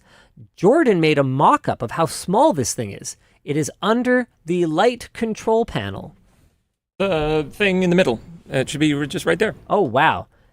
That's how small this battery is? That's wild. It's like a keycap size, almost. That is so cool. It kind of helps that we don't have a separate cam for this, because you can tell it's like it's in my fingers there. So Yeah. if it's really small, well, yeah, it's really small. It's like a keycap. That is super cool. It is. Yeah, it's pretty close to a keycap. Now it's time for a super cool word from our sponsors. Like Squarespace. before your boss fires you, why not fire yourself up and turn your creative side hustle into a business? With our sponsor, Squarespace, you can create a stunning portfolio to showcase your work, like this firetruck photo shoot. Squarespace is an all-in-one platform that helps fire your site up in minutes. It also lets you manage everything in one place, from booking photo shoots to invoicing clients and even lighting up your marketing efforts. With their beautiful layouts and styling options, building a site is as simple as dragging and dropping. No coding experience required. Just pick a design that fits your needs and it will look great on any device. And with support for all major credit cards and popular payment methods, selling your products is like turning on the fire hose. Powerful and impactful. Plus, their new AI tools can help you generate content or brainstorm ideas if your firetruck calendar isn't exactly selling like hotcakes. So start building your website today and get 10% off your first purchase by visiting squarespace.com/WAN. The show is also brought to you by Thorum. Is an onion ring the best ring you've ever had? Don't worry, our sponsor Thorum has something better. They hand make wedding bands from unique materials like meteorite, whiskey barrels, dinosaur fossils, and even World War II rifle stocks. Every ring ships within one business day and comes with a free Thorum activity band made of silicone and a beautiful wooden ring box. Not only is your future Beyoncé going to say yes, but over 10,000 customers have left 5-star reviews after putting a ring on it. Now, Thorum has expanded into minimalist watches featuring meteorite, Hawaiian koa wood, and California redwood, so your wrist doesn't feel left out. Plus, they offer a lifetime warranty and free worldwide shipping. Whether you need a wedding ring, an anniversary ring, or you just want a ring that looks awesome, head over to Thorum.com and use code WAN to get 20% off a truly unique ring. Finally, the show's brought to you by Notion. Your work life is a mess, like the back of a desk with zero cable management. But our sponsor, Notion, keeps everything organized so you're not stuck untangling the chaos. Notion combines your notes, docs, and projects into one space that is simple and beautifully designed. It's the place to connect teams so you're always on the same page.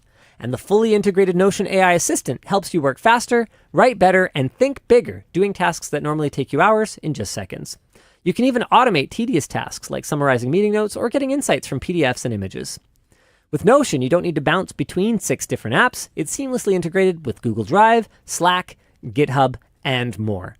Notion is used by over half of Fortune 500 companies, helping teams stay on the same page by reducing emails, cutting unnecessary meetings, saving time searching for work, and lowering costs spent on extra tools.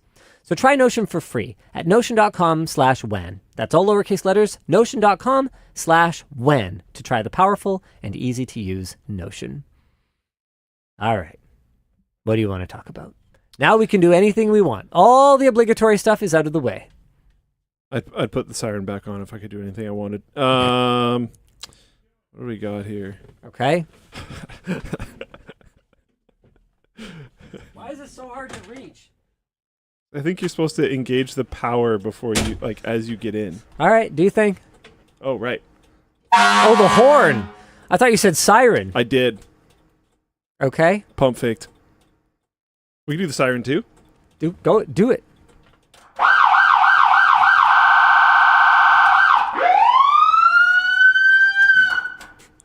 you want to go on the radio? Where's the there? Yeah, that works.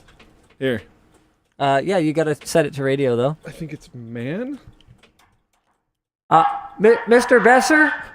Mr. Besser, do you copy? Mr. Besser, 10-4, do you copy? What? I can't hear anything now. I don't know how much of that they can make out. Yeah, I don't know. Oh, man. Incredible. All right. Well, okay, what do we got here? Stone Monarch asks, did I miss the tariff tips? Should we do it? We can do it. Let's talk about tariffs. U.S. administration tariffs spark incoming price pains. Who could have seen this coming? The current U.S. administration has announced sweeping new tariffs under a plan dubbed Liberation Day, including a baseline 10% tariff on everything imported to the U.S., plus reciprocal tariffs based on how each country allegedly treats U.S. exporters. These new tariffs reach as high as 46%. Among those hit hardest, PC builders and tech buyers. Countries like China, 34%, Taiwan, 32%, South Korea, 25%, and Vietnam, 46%. And some other kind of hilarious countries. Are all major sources of SSDs, RAM, GPUs, PC cases, laptops, and basically everything in your rig. Boutique builders like Maingear and Falcon Northwest are already warning of 20 to 25% price hikes. These companies build PCs in the US, but rely almost exclusively on parts from Asia. Parts that, I'm sorry, but the cold hard truth is that nobody is going to be making in North America anytime soon.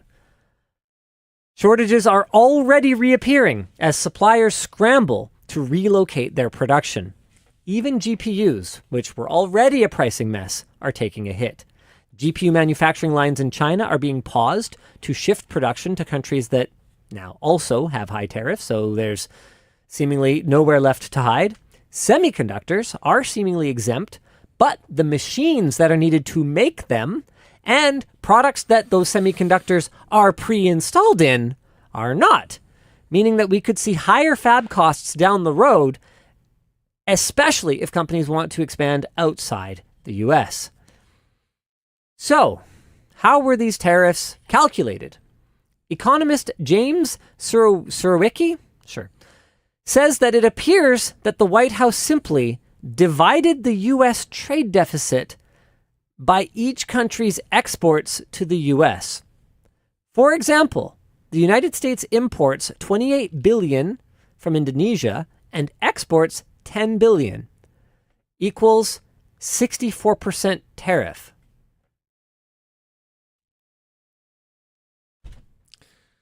That is like honestly, like if I asked my kids to figure it out. Well, you can ask ChatGPT, and then it gives you a pretty similar thing. But if you're trying to balance trade deficits, like, okay, fair enough. But they said that these were tariffs, and these were reciprocal because there was tariffs there, and that's just flat out not true. Also, yeah. But also, there's nuance. Say for example, I mean, wow, okay, all right. So that's something that people are going to need to deal with. Dude, Cambodia getting hit with the old 97%. Yeah. Sheesh. So yeah, I mean, I guess the good thing about this is that a lot of people who hadn't figured it out before are kind of as the youth say, finding out now. Right. Yes. Yeah. There's an interesting political thing with this. Have you looked at the actual chart itself and the countries listed on it? I haven't. I've seen recreations of the rates, like I've looked at tables of it, but no, I haven't looked at the exact chart. The fourth country on the list is Taiwan. Oh. Specifically named. Well, that's cool. It's interesting. It's actually very interesting. I think it's cool. In my opinion. Yeah. I think I've been pretty upfront that... Yeah, I think we both have. Taiwan's a country. I'm surprised. I'll say that much. Taiwan has its own federal government. I mean, is that they could be invaded by another country. That sovereign government could be replaced. But if you have your own federal government, you are a country, right? Yeah, someone in chat, I haven't verified this military. Myself, but someone in chat said it also includes several uninhabited islands. Yeah, I saw that. I heard that it includes a country of 3,000 people. Yeah. It includes at least one island that literally doesn't export anything to the U.S. Which one? I forget. It's some because I've heard people say that, but I haven't looked into these things. But yeah, pretty great. I don't see Canada here. Canada. You'll find Canada eventually. Is it on here? Yeah, there are some countries that curiously dodged tariffs, so that was interesting. It's weird that it's in no order. Like it's not in a. It's not in alphabetical order. It's not in like size of the tariffs order. It's not in size of the reciprocal tariffs order. It's just seems to be totally random. I only have a picture of 2 of them. Canada's not included in that list. It has separate tariffs. Ah, very cool. Very good. Very nice. Very demure. Oh, man. Well, yeah. Good luck, everybody. So let's talk about LTTStore. This is scripted from Terren, so I'm not going to deviate too much from it. Apparently a U.S. military base is in the list of tariffs. Sorry, that's really funny. Okay, we can keep going. Unless you're just joining the show, you've probably heard about the broad tariffs. I think the original draft of this said, unless you've been living under a rock. I see someone's done another pass. Anyway, you've probably heard about the broad tariffs that have already come into effect or will on May the 2nd. We've seen some questions about what this will mean for pricing on LTTStore.com. Well, the team has been working diligently behind the scenes, basically since last November, to minimize the total costs to our customers, who we recognize are not the people that we are at trade war with. And I'm going to share some of these initiatives with you, including 1, offsetting some of the cost of tariffs by negotiating with our suppliers to help ensure that we are getting the best costs possible so that we can keep our prices reasonable for you. Number 2, exploring new manufacturing locations, though, as we just discussed recently, where now? I don't know. Okay, sure. Number 3, rolling out Canadian pricing for Canadian customers soon, TM. Working on it. Because in the past, there's been really no point because our costs are in USD, because that's traditionally been the international currency of international trade. And our pricing has been derived from our costs plus some markup.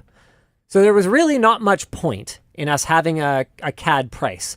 But now our pricing in USD is going to be derived from our cost in USD plus, pardon my French, bullshit tariffs, plus our margin. So they no longer get to be equivalent. Some of the delay, I'm just adding here, some of the delay there is we never expected this. So a lot of the things that we built for the store were built expecting one store to exist. Yeah.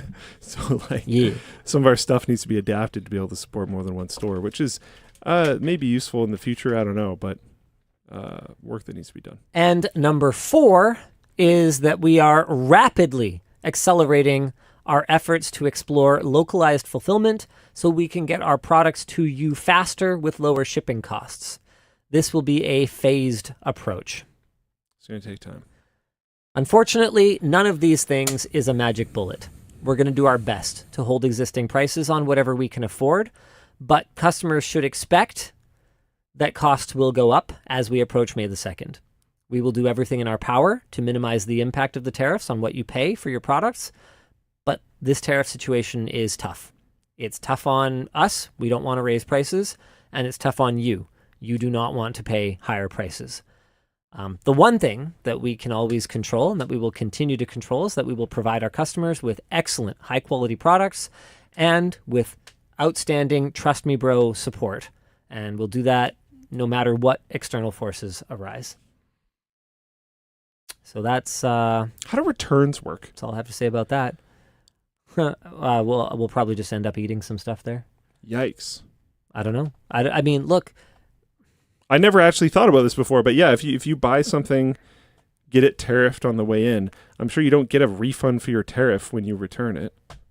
I actually don't. I have don't no know. idea. We've never had to Not a deal clue. with this. Yeah, that's the thing. And I'm not necessarily convinced that the effort is being made to staff the organization, the government organizations that are supposed to be dealing with all of this to make the experience smooth and fast.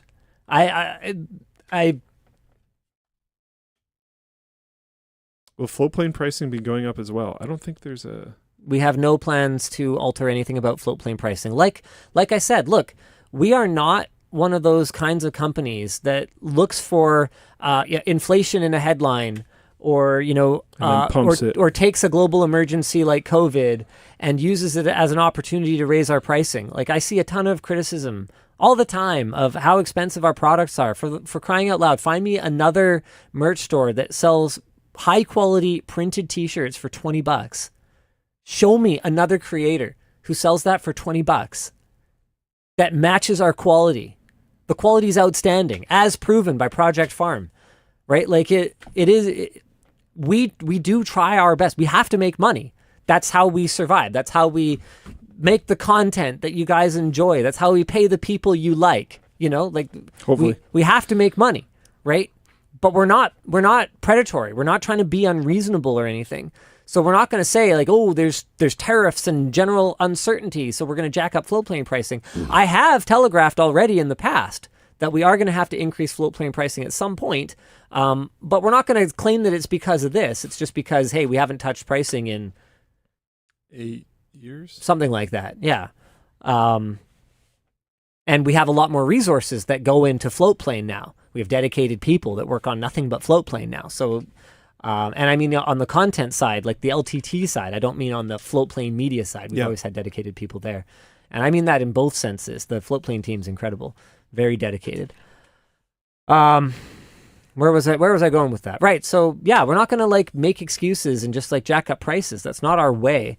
But there will be an impact. Like if our cost on something to deliver it to you goes up by, tens of %, I don't have that kind of margin to just absorb it on everything.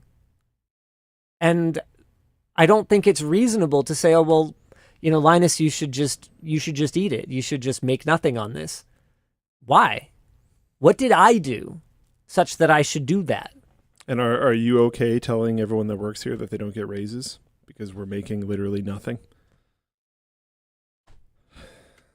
Wouldn't even just be if we're making literally raises. Nothing, then people are getting fired. Well, that wouldn't be fired. So there's an important distinction between fired and laid off. Fired is dismissed for lack of performance.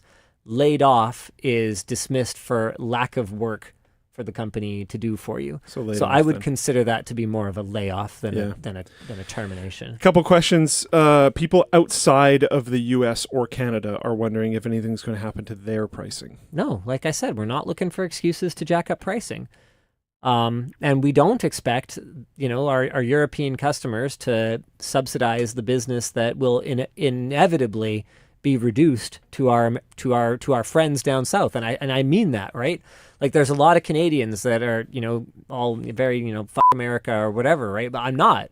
We have many people who we consider to be friends of ourselves, whether that's personally. We have friends of our business, the people who've supported us for all these years, right? Like we bear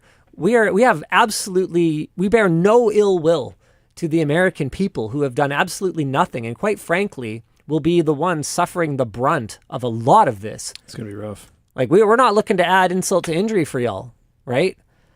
We just also have to survive. Yeah.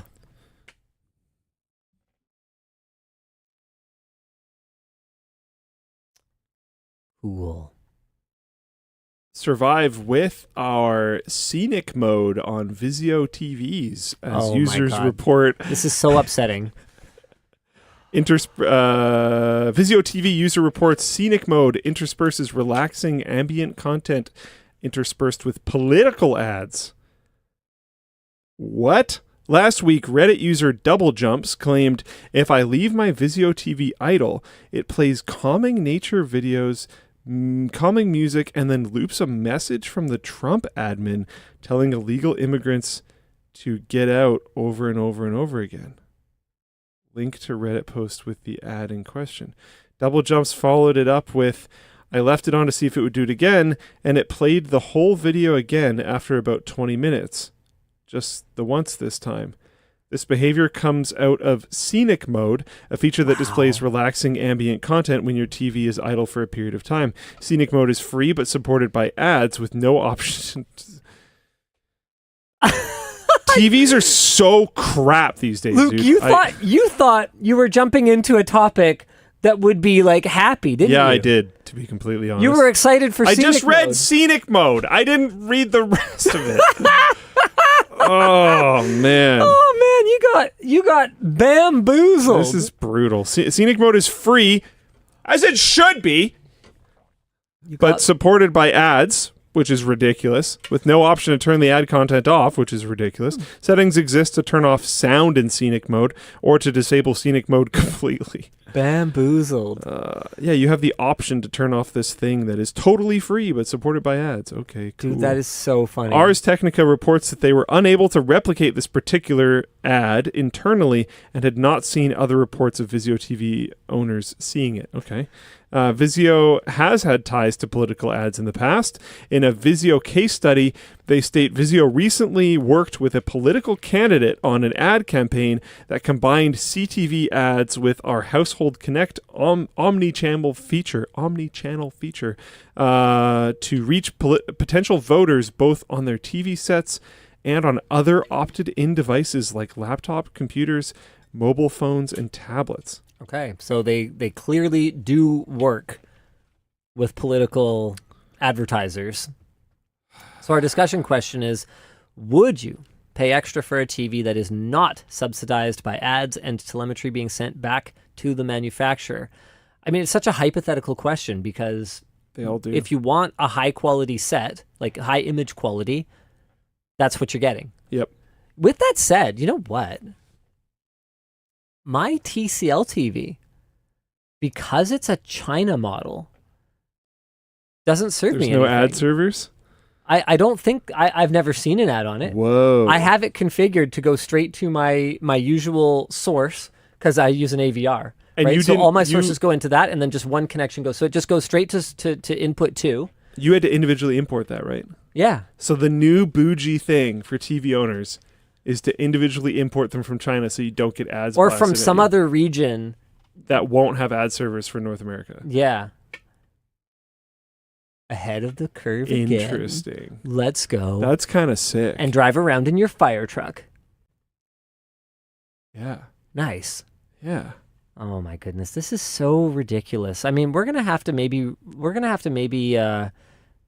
revisit Pi-hole, just kind of see what This is genuinely absurd. Like Yeah. I can't stand this. Like we're shoving ads into everything. The fact that Windows has ads is offensive to me. The fact that a TV can just force it down your throat is absurd. Like this is not. And like there's the problem is there isn't a capitalistic answer here. You can't vote with your wallet and buy one that doesn't have you the apparently ads. can. Stone What Monarch ones? says you can get business grade TVs that, and some of them like digital signage are different, but you can apparently get business grade TVs that are just consumer ones without the smart garbage, but they cost a lot more. I don't think that's we saw necessarily that going with to the send Quest. the right message.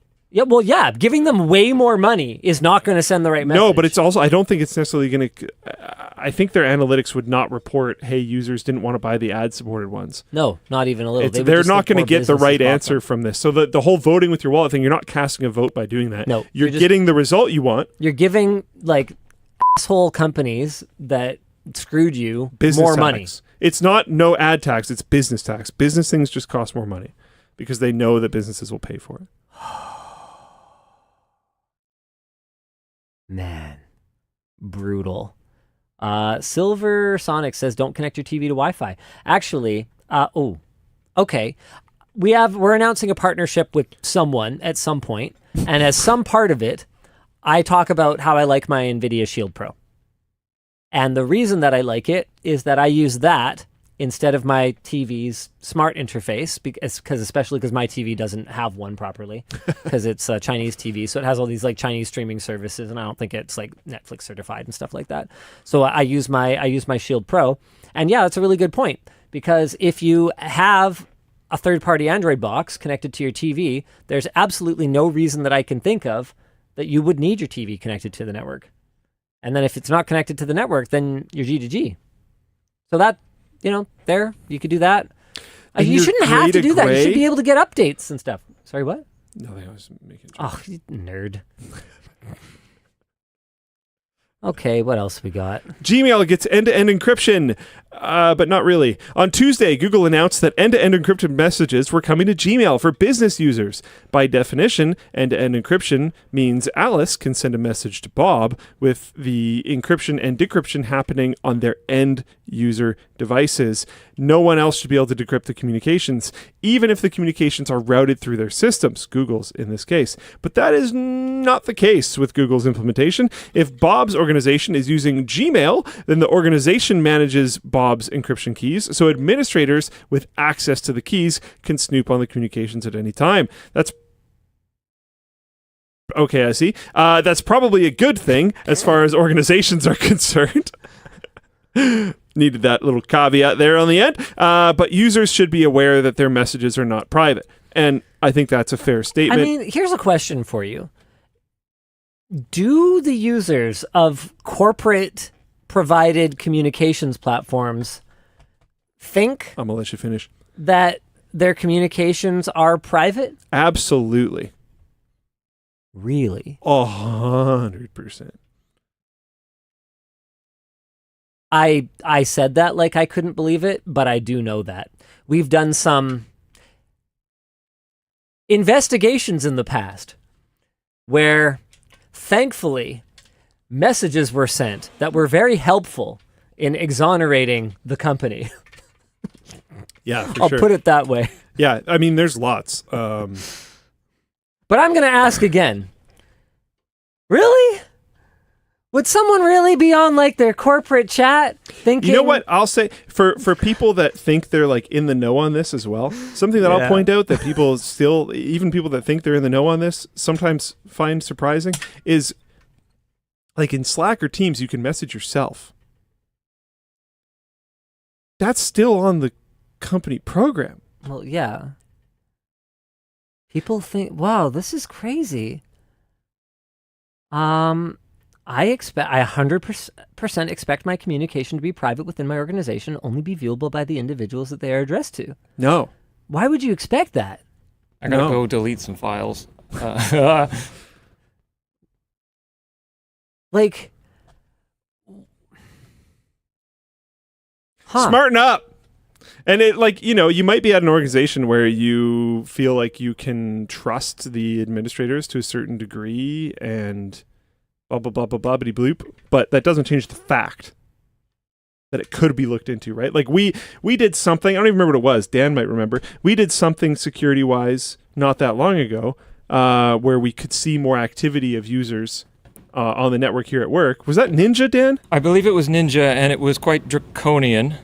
Yeah. yeah. So And- we started seeing the things that we could do and sent out a company-wide notice informing people that these things were possible, but we didn't have the intent of doing them. But we, despite not having the intent of doing them, we wanted to inform everyone that they were possible. Right. To kind of wake people up to the idea of like, this isn't your device. Unique username This isn't your network. Unique username says, at Linus, I imagine there are some legal exceptions, but what? Why what? Like, no. It's black and white, right? If there is some legal reason that the company might need to access your communications, say, for example, if you were terminated and maliciously refused to give up information that the company needed to continue to operate. Like there was that thing recently where Buddy sabotaged the systems before he left a company or something like that. It's happened a few times. Yeah, the kill switch one, is that what you're talking about? Yeah, I think so. Yeah. So anyway, the point is there could be some reason that the company could need to go into your communications and have a valid reason for needing to access it. So they can. That's it. It's black and white. If there is any reason why they would need to be able to access it at all, and they are able to for any reason, then they are able to. So I'm not saying that I'm not saying if that's right. I'm not saying if that's reasonable. I'm saying that is. And that's what it is. So it's something that you should definitely be aware of. Stop using your corporate stuff for things that are private matters. I 100% use my corporate email for everything. And your But corporate you computer. own the company. Yeah, that's a little different. I do too. I but own the you're not going to company. fire me. But we'll have receipts, Luke. And if I do,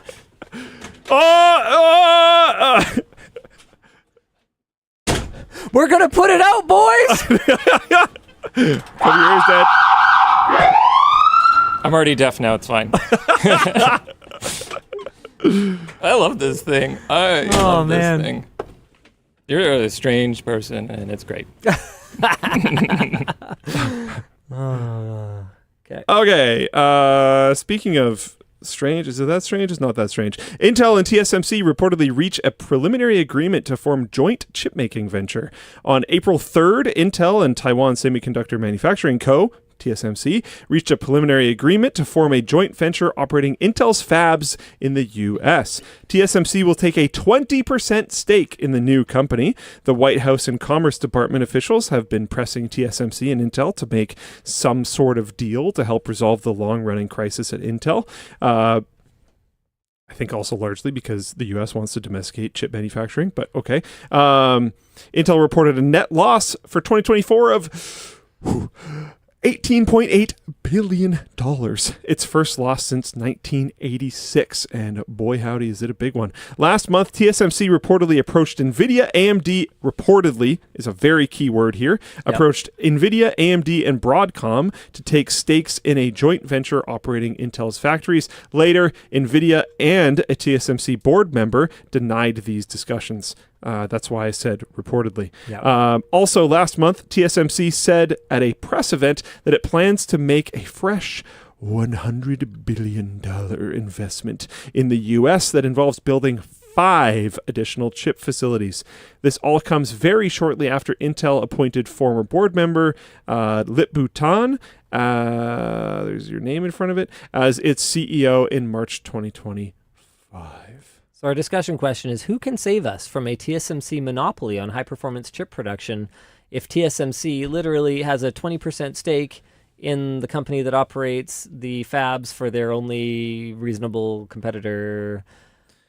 Well, especially with the changes to American political global approach, or however you want to call that, it is ridiculously in Taiwan's best interest to death grip that monopoly as hard as they can. So I suspect they will be doing so. Pay No Cat says, I lost a ton based on Linus's totally great investment advice on Intel.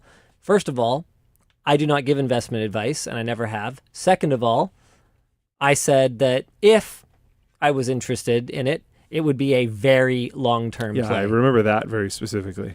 Your form of long-term might be different, but with my extremely ignorant stance on stock trading, this is not long form yet.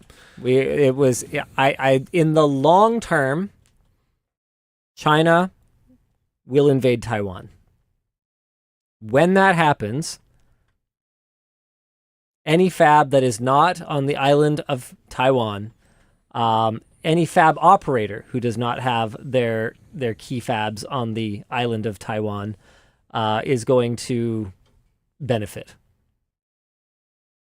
I'd love to be wrong. I would love very much to be wrong, but I haven't seen anything to indicate that that is not going to happen at some point. Okay. And none of that is investment advice. Is that it? No? Wait, maybe? Your car. The car. The car. That's it. That's the hold last on. one. We have we have some announcements. Luke, Oh. we have some good news, What? some bad news, Oh. and then some good news for you. Good news number 1. Remember those tall blank t-shirts you've been asking for? Yes, I do. Well, they're back, baby. They're in stock. They're the same comfy, long-lasting know. blend as our regular t-shirts, but a little longer for the more vertically gifted out there. I already bought 5. We have both long sleeve and short sleeve t-shirts back in stock. You can get them now at lmg.gg/tall t. I didn't even wait to try to get a request in Look how tall it is. because I was warned that we were going to sold out, Who tucks sell in a out, tall t-shirt? because we have already Tall T, let's go. We have already not sold out. We have already sold very many of them. Yes. Without even announcing it on WAN Show, we sold an No absolute butt ton of these. I told you would. The bad news, we sold out of Sarah's latest Floatplane exclusive t-shirt.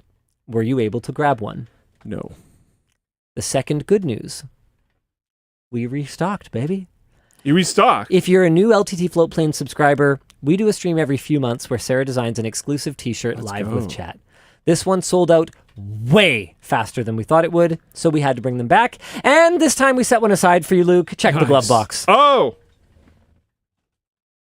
Nice. Oh, wait, there's one for you too. Oh, nice. Thank you. And there's a poster. Wait, there's 2 posters. Okay, there's lots of stuff in there. I did not know that was happening. I'm going to put my stuff... Okay, there we go. We don't really have a way to show this to you closer, but basically, it's very cool. Very cool print. If you want to check out all of the Streams with Sarah collection items, here, I'm just going to show them the digital version of this. It's lmg.gg/streams with Sarah, and we've got t-shirt print number 3. How cute is this? Dorky dinos. Fantastic. Ah, it's so cute. Yeah, I went to go get it. My size was sold out. And then we've also got our wall art. Subscribe to LTT on Floatplane. Sign into Floatplane to authenticate your account to unlock this item. Man, that's so cute. Cool. Everyone on Floatplane uses Firefox. That's why there's a legally distinct fox with fire coming off of it on there. Anyway, guys, check it out. Also, the last thing on our announcement section is just want to shout out Yvonne's cousin. I told him I'd mention his new resort on WAN Show when I got back home. Resort? Yeah, I was like, oh yeah, I'll totally talk about it on WAN Show when I talk about my trip to Bali. And then I just 100% didn't. So, sorry, Robin. Yeah, Baliris Canggu. It's super nice. It looks really nice. It's super nice. Some of these photos are wicked. Wait, did you click the link or something? Yeah. Okay, yeah. So it's got like a little courtyard here, and then these are the units. Do they have one of the rooftop things? At least some of the units have their own little pool, which is pretty cool. Yeah, here's the view. So like, woo. Where is this? This is in Bali. Oh. Yeah, buddy. So that's one of the places that I went on my trip. The island of Bali. Okay, cool. Very nice. That's it. That's all we have to do. So now we've flipped over to After Dark mode. Oh, no, we haven't. Your car! Okay. Do you remember us talking about a particularly ridiculous car that caught my eye back in the day? Are you genuinely asking if I remember or if they remember? You. Yes, I do. You remember. Okay. I remember this. Okay.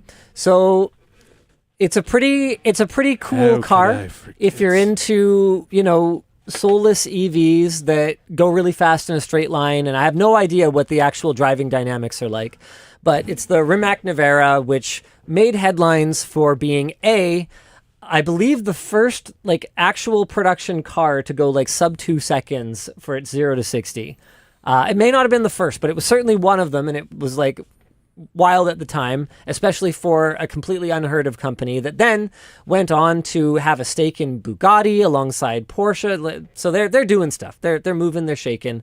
And also being one of the first, if not the first, hypercar priced over 2 million euro that was electric. Okay. Now, obviously, that would have been a very silly purchase, especially when back then I had upcoming expenses that were far more important, like buying a testing lab. Oh. With money that That's a small price. With money that was spent on this building. What do you mean? I could have bought a car. You could have bought a bunch of cars. And those numbers are not as far apart as you might think, because this building can be purchased with money that is post-corporate income tax, but I don't have to pay personal tax on because a corporation owns it. A corporation cannot own the car that I drive every day. Otherwise, everybody would use that loophole. Oh, yeah, it's a company car. Well, what do you use it for? Getting my company groceries. to put in my company fridge, in my company house. All of that. Okay, well, where's your personal car and your personal groceries and your personal fridge and your personal house? So I was going to say, I think we do use a company vehicle to get company groceries sometimes. Yeah. No, but I mean, just saying. Yeah, I just mean if it so that car would have actually cost a lot more because I would have had to draw money out of the company and pay personal income tax on it in order to purchase that car. Whereas this building, Fair enough. we can buy with just post-corporate income tax money as opposed to with like... Except I think the building costs a lot more. It did, but I'm just saying the car proportion actually costs probably in the neighborhood, all told. If we talk about like gross profits, like before we pay any taxes or anything, right? The car probably cost about a quarter what this building did. Huh. A quarter to a third. Yeah, because Really? you pay so much more tax on the car. Don't forget, we have luxury tax on cars in British Columbia. So how much would it have been then? Oh. Unless you don't want to give those numbers. Well, no, I can. So what's the top tax? How much was bracket the? Can you say how much the building was? I forget. Because that sounds nuts. I think the building was I don't know if that's legit. Oh crap! Hold on. I don't remember. Or wait, I'm looking at the current bid price. So whoa. Don't look at that yet. Don't look at that yet. Okay. So the retail price for the Rimac Nevera, okay, is 2.2 million euro. Okay, hold on a second. I don't know if she's going to answer this question, but I'm going to ask her. Hey, lady, you're live on WAN Show. Hey. Do you remember how much the lab cost? I think it was around 10 million. Okay. All right, cool. Thanks, lady. Is Yeah, that so like really? Well, what do you mean is that it? No, I'm not. It's not a pop quiz. I don't know. it? Okay. I mean, if you want me to look it up, I have a spreadsheet on my computer. I'm just going off the top of my head right now. No, it's fine. If you say it's about that, then it's about that. Okay. I mean, you can actually look it up online. Because was it bought in the last 3 years? Because all this recent sales are in the last 3 years Man, posted you're online. giving people all the tips. That's your. Oh, sorry. Okay, bye. Okay, bye. Bye. Jeez. Oh shoot! I accidentally just called Terren. Oh shoot! I just locked my phone. Oh shoot! What just happened? Okay, no, I uncalled Terren. Okay, it's good. Anyway, so yeah, that's Yvonne for you. She knows all the things. Okay, so 10. Okay, so first of all, that's Canadian dollars. So that's about, what is that? Oh shoot! Terren's calling me back. You're live on the WAN Show. Never mind. I butt dialed you. Sort of. Okay. I butt dialed you with my finger. Okay, bye. Okay, bye. Ooh, that sounds a lot dirtier than I meant for it to. It definitely did. Anyway. He played it off well. I think he noticed. Yeah. Okay. he So played first it of off all, well. that's Canadian dollars. Okay, basically rubles. So that's only about 6.5. Okay, that's about 6.5 million US dollars. Oh man, I was way off. Oh, to euro. Okay. The Remera was in No, hold on. We'll get there. Remera. Okay, so 10 million USD to CAD. Hold on. Dang it. 10 million CAD to USD. So it's about 7 million? About 7 million US dollars. Okay. So that car is 2.2 million euro. So what does that work out to, Dan? About 3.5 million Canadian dollars. But you just converted the other one to Don't worry about USD. it. Oh, right. Well, no, it's the whole point of the conversation. 2.5 USD. Okay, so the car is 2.5 million USD. The building is 7 million USD. So Okay. already, it's over a third of the price of the building, So you're gonna make up 2/3 in taxes? and that's before dude, easy. Have you seen the highest tax bracket in BC? Yes.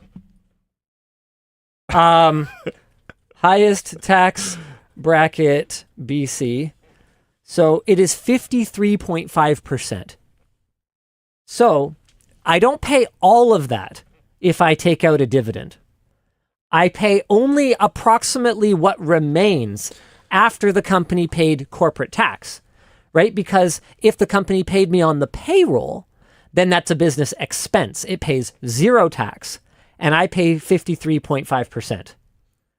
If the company takes that as profit and then just issues a dividend rather than paying me as part of my salary or part of my wages, then the way the government figured out the math is to make it so that it works out about the same. So it's not more efficient one way. It used to be more efficient to not pay yourself a salary and to pay yourself a dividend like ages and ages ago.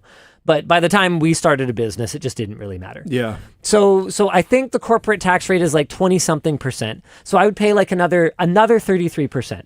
So we could say that my additional tax on that car would be about 33% compared to buying a building. So Dan, what does that work out to? 2.5 million plus 33%.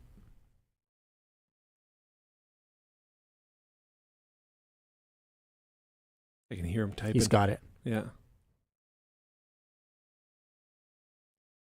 3.3 million.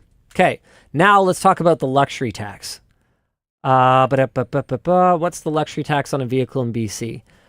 So it is 12%, 7%. Okay, the cost of tax on vehicles. To avoid the luxury tax, you need to purchase a vehicle under $55,000. Yeah, I want to know how much it is. I don't know The how you're luxury gonna make tax. up this gap. The luxury tax is equal to the lesser of 10% of the taxable amount of the subject vehicle and 20% of the amount above the price threshold. So I believe the price threshold is about $100,000. So let's call it $2.4 million, 20% of that. So another $500,000. You're still not there though. I am still there. That's like that's over half the price of the building. Didn't you say okay? Yeah. I might have thought you said someone else. So I could literally. I thought you said the car was like more expensive than the building. No. Okay. No. That's why I was like, what are you talking? No. I must have just heard you wrong. No. So that car, in terms of like money that came into the company that was not Brutal, paid yeah. out in expenses, would cost over half as much as the building that we have this fire truck parked in that has a fire truck in it. Including the fire truck. Yeah. Oh, yeah. The fire truck has 3 fire trucks in it. Okay. So aside from it just being stupid, one of the points that was brought up by you, by Jake Tivey, by the audience, was that they didn't think that these Neveras were going to appreciate like many hypercars do. Yep. A lot of the time, hypercars is like, it's a whole thing, right? It's an investment. Where if you're one of the people who's on the list where you're allowed to buy the super limited run ones, that's a huge benefit to you because you could like drive it for a year, play around with it, and then sell it for double what you paid. Because these things appreciate like crazy if they're super collectible. So this is an auction. Finally, we're getting to it. That I came across for a 2023 Rimac Nevera that showed up in my Google News feed. Like the old, sorry, just to cut you off, the old Ford GTs, for instance, like, oh my God, they are worth so much. That was bid to just $1.27 million US. Do you have to pay luxury tax on that because it's used? Yes. Oh, Still have to pay luxury tax on I used didn't know vehicles, I believe. okay. This thing is almost brand new. It has 1,300 miles on it. What? It I is didn't see that. basically untouched. Wow. It is absolutely immaculate. It is pretty much brand new. It has the exposed carbon fiber trim option, which is apparently an $80,000 or 80,000 euro option. It has a 20,000 euro paint job. So this was a 2.3 million euro car and is now worth, at least on bringatrailer.com, less than half of what the owner paid for it. That is brutal. Now, it didn't meet reserve. It didn't actually sell, I believe. Hold on a second. Hold on. Control F. Reserve. Hello? Is it searching? Control F. There we go. Reserve. Yeah. Reserve not met on this car. 22 bids. Dude. How happy am I that I bought a building that has depreciated by probably a solid 25%?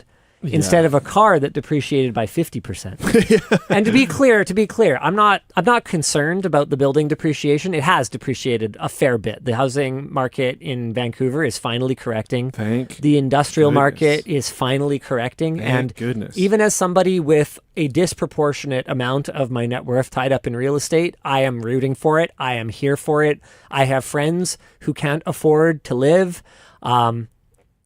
It's not good. Has been for a long time and currently is very brutal trying to hire here. It is bad for our company. It is bad for our society for housing to be this expensive. I am 100% rooting for the housing market to massively correct here.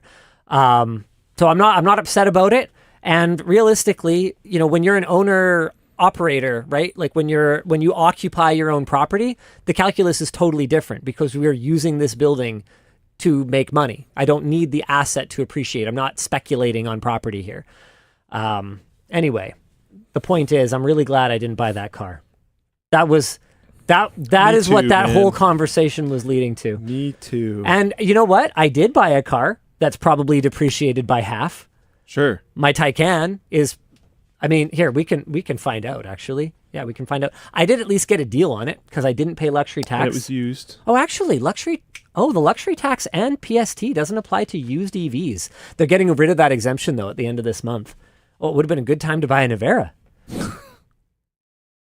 No. No luxury tax, no PST. Let's go. $1.2 million, half price. No. 50% off, baby. Anyway, the point is that I did end up buying a car that's probably worth half of what I paid for it, although I did at least get a deal. But it lost a lot less in actual dollars than that stupid thing would have. You know what I've been having trouble figuring out is what the heck do people actually do with these cars? Park them. Well, yeah, apparently. Drive them to a 1,300 miles car on it? meetup a few times a year. Because if I had something like that, it's only 2 seats. I can't take anybody anywhere in it. The maintenance on them is insane. I'd be terrified to park it somewhere. Yeah. Terrified. This is a single rock chip. Precisely why I said you shouldn't have bought one in the first place. I do remember having the conversation about saying if it was at least an ICE car, those tend to there is some interesting investment strategies and stuff you can do there. I'm not knowledgeable enough to do that. I'm not a car guy. I don't know what the sexy good one is. So whatever. Yeah. But it wasn't. It was an EV, so it was definitely a drop in price, and there's all these other issues. But it's also just what's the point? It's like buying and I'm going to offend some people here, but it's like buying an old console that you just leave in the box. Oh yeah, he is not into buying something just to keep it new in box that you can flip it later. It was some things are, they're basically art. I could say that it makes more sense to me for a Funko Pop thing to stay in the box. Because you're just supposed to look at it anyways. But a thing that was made to do stuff. In my mind, the car wants to go. Would you say this is just a rich person's Funko Pop? I guess. So depressing. Hold on. Where's Damn it, Dan. Luke's new at this, isn't he? Wafer says people that buy Rimacs literally just hold them in a larger collection of cars and drive them very rarely. Well, hopefully they plan to hold them for either a lot longer or they plan to get out of them immediately because it seems like they are depreciating hard. Corey G said, no, it doesn't have a box. Yeah, this is a bring your own box scenario where you build your own garage for it. At least my fire truck had a box. Yeah, that's true. Kind of. It had a wall. Yeah. Well, look, okay, that's a box on a budget. That's what I call it. That worked out, man. We had one take at that. I saw the Floatplane exclusive part for that. That was wild.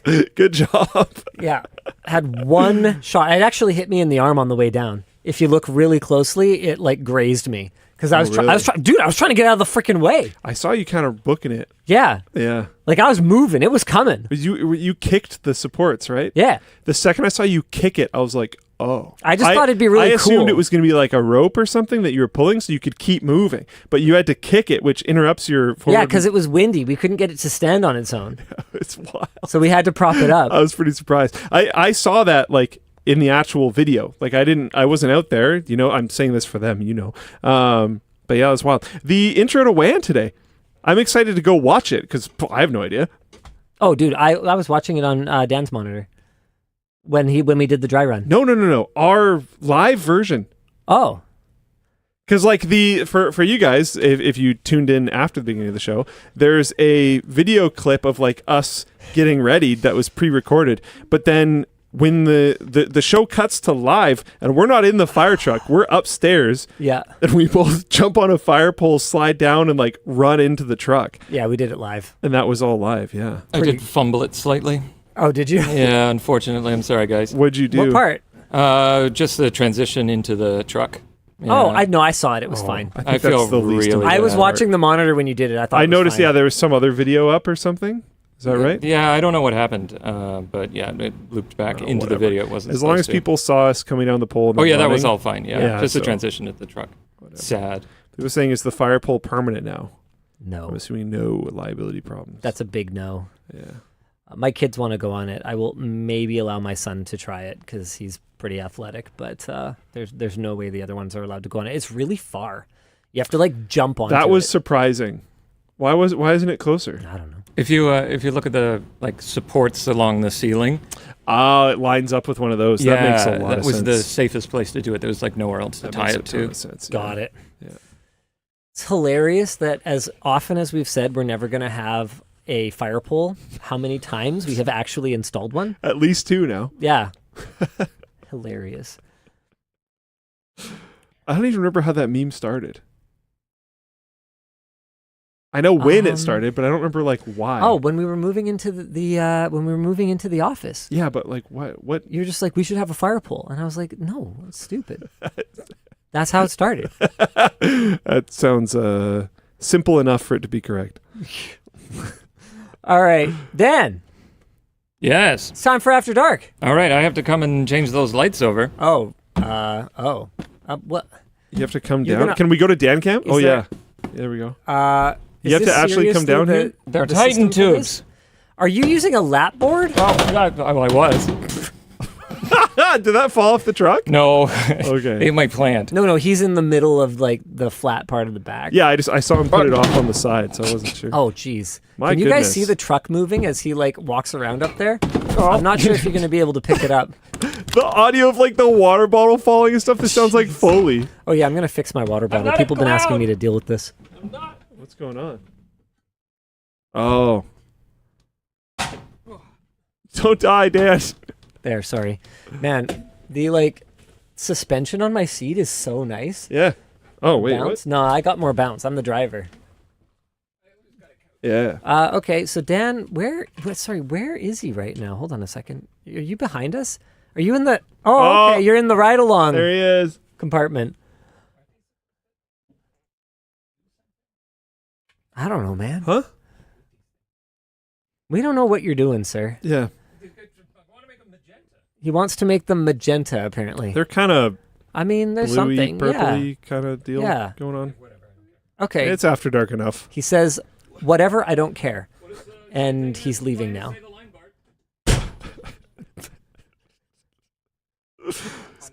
Go back to the. I'm over. it. I got jump scared by Dan coming to the window. All right, here he goes. The whole truck shakes again. Oh, man. What even is WAN Show? Some days I'm really not sure. Today is one of those days. It's just dudes doing stuff. Yeah. Just hanging out in their fire truck. Yeah. Yeah.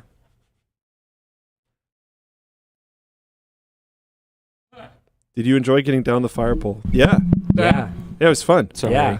We cool. did it like I think it was like 4 times or something trying to shoot for the intro video, and then after we did it all those times, I was like, "Hey, we should actually just do it live instead."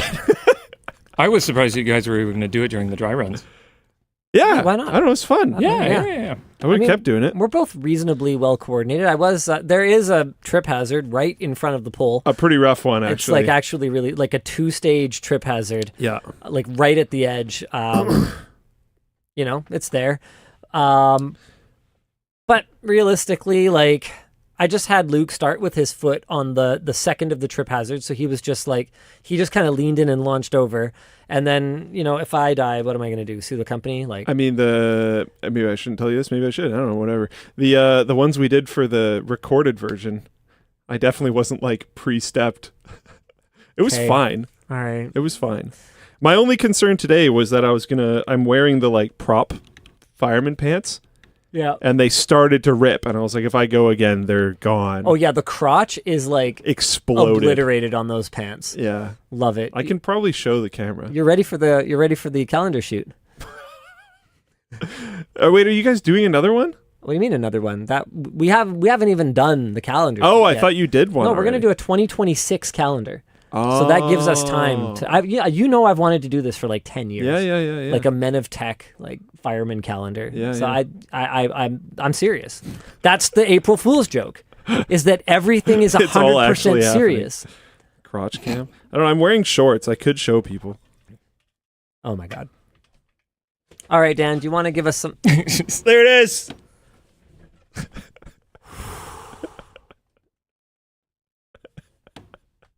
That's for the internal calendar. It's just shorts. I'm wearing like 4 layers down there right now. 3 layers. It's fine. All right, Dan. Do you want to hit us with some merch messages? I'm sorry, I didn't have a sensor ready. Hello, LTT. I'm as red as the fire truck. Hello, LTT. I was wondering if you put a pack of unopened Pokemon cards in the Luma Field CT scanner, are you able to see the cards inside? Would be cool. I don't believe so. I don't think there's enough resolution to make it out. However, I believe there is someone who used some kind of CT scanner and used some kind of machine vision, machine learning assistance to, yes, be able to tell what was inside a pack of Pokemon cards.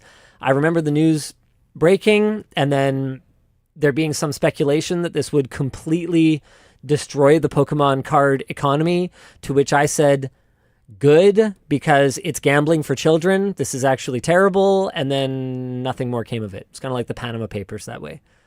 Like it was huge news and then... Yeah, and like Epstein not killing himself and all those things. Yeah. Dude, I don't conspiracy theory much. I don't even know if that like is that But even, like when faced with Really? overwhelming facts. I'm supposed to believe that? I don't know. Dude, come on. Yeah. Come on. If a journalist can get car bombed after the Panama Papers, Epstein can definitely get unalived. Yeah. For what he knew. The amount of like I don't know. I don't remember all the details. How off the rails are we going today, Luke? I don't remember all the details. Is it after dark at the fire hall? We should have like turned these lights off and just left the red one going. Yeah, or hot something. take emergency. But yeah, I it's tough because like I remember reading all the details of like, I don't know, some guard was supposed to be there and they weren't, and some other thing was supposed to happen and it didn't, and video cameras and surveillance wasn't working or something or other, blah blah blah blah blah. But I don't know. You hear this stuff happening at big companies where like something fails and you're like, how did that possibly happen? And then something happens here and it's like, oh, like every procedure step was skipped for whatever reason. This just happens at companies, I guess. Okay. All right. It makes a lot of things more understandable when you like do administrative stuff at companies. It's just like, oh, people are just going to people. Oh yeah, people All are right. messy. Yeah. And that's I don't mean that in Just like an happens. insulting way. I Yeah. just mean it in a reality check. You can way. have great people and sometimes they'll just Make a mistake, be you know, tired. like- Sometimes Troy Hunt will get yeah, home. exactly. You know? Yeah, exactly. Yeah. You know, I didn't really have time this time. I thought it would be okay. It's been okay every time for however long. So I thought I could skip it. And then, you know, this was the one time that I wasn't able to skip it and something went wrong, Yep. whatever. Who knows? Just happens. More? Actually, yeah, Jaden's here. I want to show off. I don't know if you've even seen this or noticed it, Linus. Let's see. Let me go to my screen. Oh, do we only have the one Stream Deck? Yes. Sick. There we go. That's cool. No, not that. What? What do you mean? That is cool. You already know about that? What We're that- talking I haven't about seen that picture. this Oh, what is that? and oh. this. Oh, what? Oh, what? You can have a firetruck float plane or a Lambo Or a float plane? Lambo float plane. Well, Yeah. How long are we leaving that? I don't know. We can kind of leave it for as long as you want. Without revealing anything, does this have anything to do with... It sure does. Okay, cool. Yep. That's super cool. Technology made for that worked for this. Wow, that's super cool. We were talking about how, features that we make for I wasn't going to say it. can do, I wasn't going to say it. and then they both, I wasn't going to say it. yeah. Come on. You don't really think I was going to say it. No. Okay. Oh, I didn't think so at all. That's but yeah, super there's cool. a fire truck theme, and if you look into it, Jaden even got this is an actual picture of the Lambo. It's called Lambo Time. I never actually looked at the alt text. That's an actual little picture of the Lambo, and I don't remember. This might be a picture of the fire truck, or it's just a picture of a fire truck. That looks like a picture of the toy. That's awesome. Maybe it's the toy. That's awesome. Jane just said forever. I mean, it could. It could. It's actually going to cost money to remove this. Oh my goodness. We could park it in user settings instead of having it up here all the time or whatever. But yeah, some Floatplane people noticed it pretty quick, and we wanted to at least leave it up at a minimum until this WAN show. By the way, there it is. Speaking of that picture, The fire truck is a frame from the unboxing. Okay. Apparently, that video is up in early access on Floatplane right now. Oh yeah. My house sucks compared to this. Oh, it has been, to be clear. Ultimate LAN gaming house tour. Let's go. So remember that ultimate LAN house that went super viral on Reddit? We went there and we shot a video tour of it. Man, they were super gracious, letting us into their home to check out all the cool goodies, and they actually arranged to have a LAN the night of the shoot. So Luke and I played some Left 4 Dead Which is with the genuinely crew, really fun. which was legitimately super fun. Yeah. My son got to see it because we happened to be down in Texas already for an unrelated trip. We shot this quite a while ago, actually, now. But as you can imagine, the editing process on something like this, when it's someone's private domicile, involves a little bit of back and forth to coordinate and make sure everything's chill and everything's good. Totally makes sense. And to be clear, I'm not saying that that's a problem. They were Nope. amazing to work with, and I'm super excited for you guys to see this video. Freaking awesome. What else we got here, Mr. Dan? Sure. Hi, guys. With the tariffs going into effect, what are items or services in the tech space that you're pretty sure are going to get affected? Thanks. I mean, we'll be fine because we're in Canada. For Almost all of them. For Americans, practically everything. Yeah. Especially because there's no, man, I've heard industry scuttlebutt that's just companies are fucking pissed. Because they went and they moved their production out of China, last time around, at the last rodeo, and Didn't this happen in Nintendo?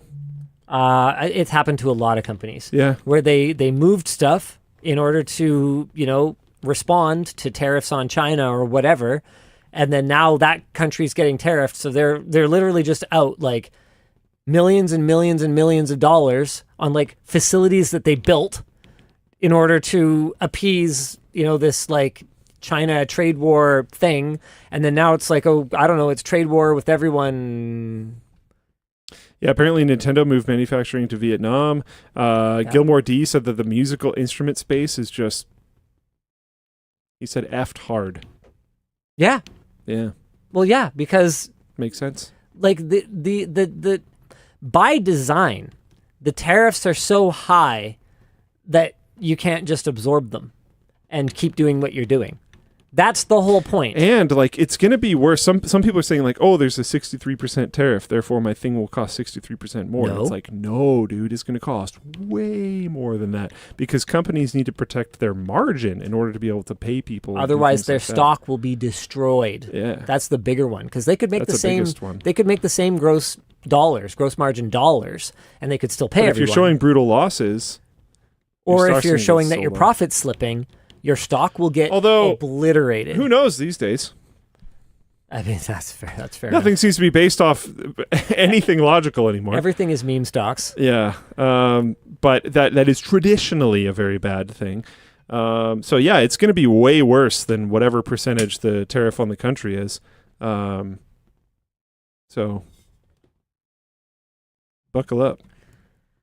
Wow. Yeah, T. Lewis says, 90% of guitars are made in China. The only ones that aren't are super expensive high-end models. That's traditionally how it's been. You can get the USA-made ones for like triple the price. And it's like, yeah, I think that I think the only realistic outcome, if this continues the way that it's going, and it isn't just, a negotiating tactic and will go away immediately, the only realistic outcome is people are going to have to embrace the buy once and use a thing forever mentality. Maybe this will be good for repairability. Has absolutely died. Right to repair in North America. Yeah, like that's a cool side effect. Be ready to spend, $500 on a dining room chair and sit on that chair for the rest of your adult life and never replace it. And you know what? You might buy, I bought Canadian-made chairs when I bought our dining room set. And they look today, other than the leatherette backing, so we had to get them reupholstered. But other than that, yeah. But they look today and sit today like they did when we bought them over 15 years ago.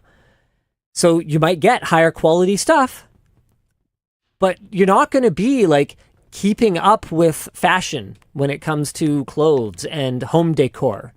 You'll be buying things that you need and using them until you die and don't need them anymore. Sop Cannon said parts will be more expensive. Yeah, absolutely. Absolutely. But they'll be less expensive than buying a whole new one. Yeah. And that's a pretty big deal.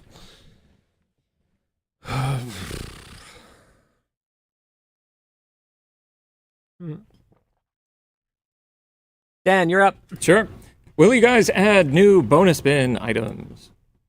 There's a sticker pack right now. It ebbs and flows. Yeah. Sometimes there's stuff. Sometimes there isn't as much stuff in the bonus bin. Especially, you'll see us be more generous with the bonus bin when margins are good and volumes are high. We're doing a big sale promo, and there's other stuff that we can make money on. Do you get tariffed on bonus bin items? I have no idea. So wait, well, hold on. No, because our cost will not be impacted. And if we sell it for $0, then wait, yeah, the tariff would be on the cost of the item. Because you would have to declare the actual value of the item. Yeah, I think you could get tariffed on. Otherwise, you just ship everything for $0. Yeah, and then, yeah, no, you're right. Yeah. Yep. Okay, so yes, if you declare the value of your shipments properly, it would be based on the original value, not based on the billed price. So yeah, no, you could easily get tariffed on it. Yikes. Anyway, so yeah, now is not a great time for us to be taking big hits to our margin on really generous bonus items. Like the impacts are not always obvious, but they're there. Ooh. Hey, Slick Napoleon and our Overlord. I have a brown belt test tomorrow in Shaolin Kempo. Nice. It's my first out of dojo test, and I'm kind of worried about it. Any tips for martial arts and dealing with pressure? Dude, I mean, practice lots, right? And when you practice, are you practicing in front of people? Even practicing in front of one person will make a huge difference to your nerves. Like if you're just used to being by yourself all the time and nobody like watching you, that'll make a huge difference. Whereas if you it's tomorrow? Oh, Lordy. Yeah, I was going to say, there's not a lot we can say in one day. I was going to say, it's a little late to, have some people over and, have dinner together and be like, okay, I want you guys to watch my routine. Because that would help with the nerves. Be the weird guy. Go to the park. And just do it there. That's good. Do that. Do that now. Go do your whole routine at the park with people watching. And that's going to be so awkward that I guarantee you during your test tomorrow, you're good to go. Might even feel less awkward. Yeah. You got this. You'll be fine. That's good advice. I like it. Thank you. While you're at it, play some Pokemon Go. Walk around. Yeah. Actually, no. Oh yeah. It's literally tomorrow. So Right. Don't do that. just focus. Get rested. You'll be fine. I love the new set. Hope it stays for the next few WAN shows. Question, how did Yvonne react to the firetruck idea and who came up with it? Amazing April Fool's video. Yvonne is shockingly Probably chill. unfazed. Yeah. These days. She's been through a lot. Yeah. I mean, remember when I bought GameStop stock on WAN Show? Like, I don't know, man. We play the characters, I think, a little bit, even internally, of like Linus, the firecracker, you know, the guy with the not in like a short temper kind of way, like the guy who's unpredictable and he'll do things and it's wild and dragon energy and all that, you know, and Yvonne, the reasonable, measured person, and that is true. That is very true to an extent.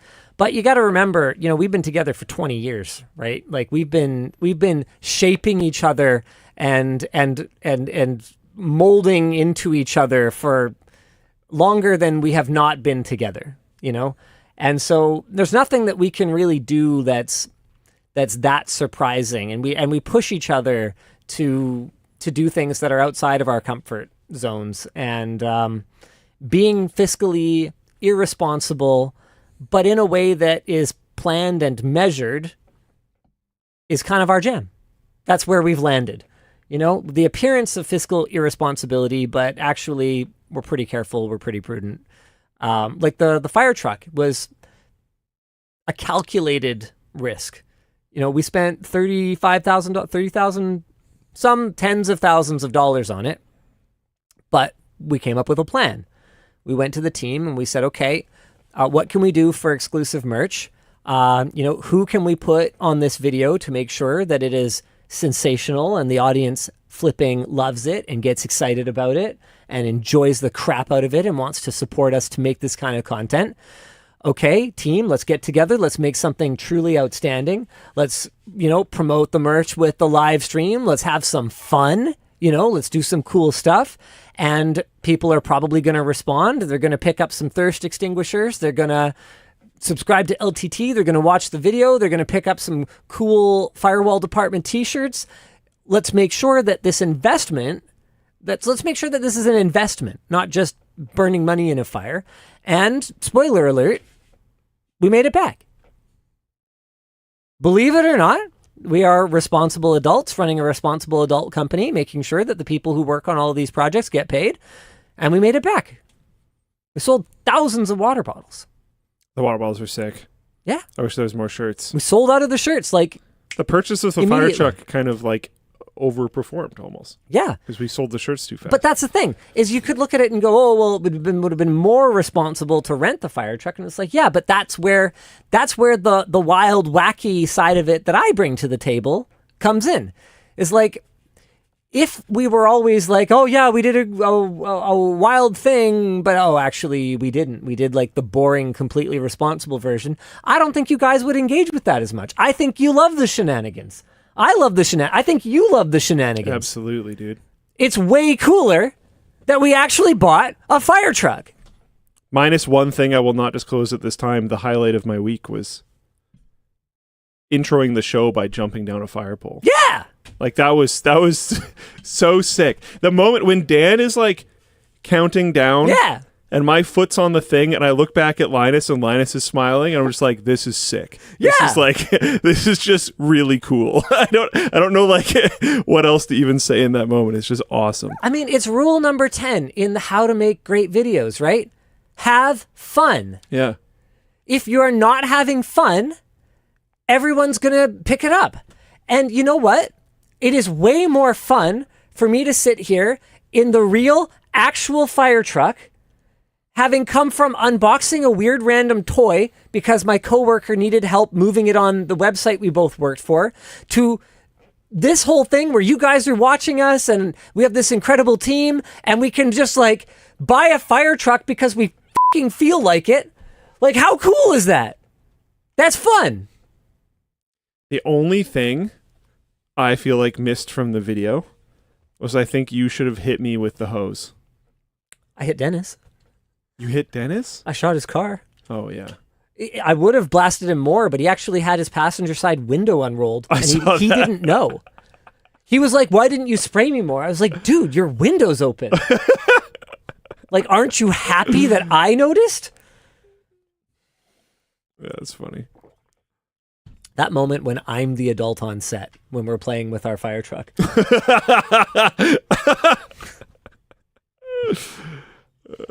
don't want to share your highlight of the week? It's because it's not my news. Yeah. It's someone else's news.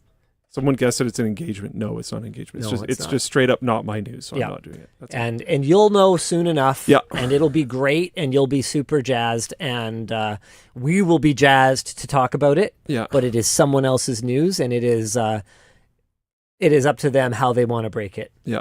And we are just happy to be helping make it a reality. Yeah. All right, what else we got?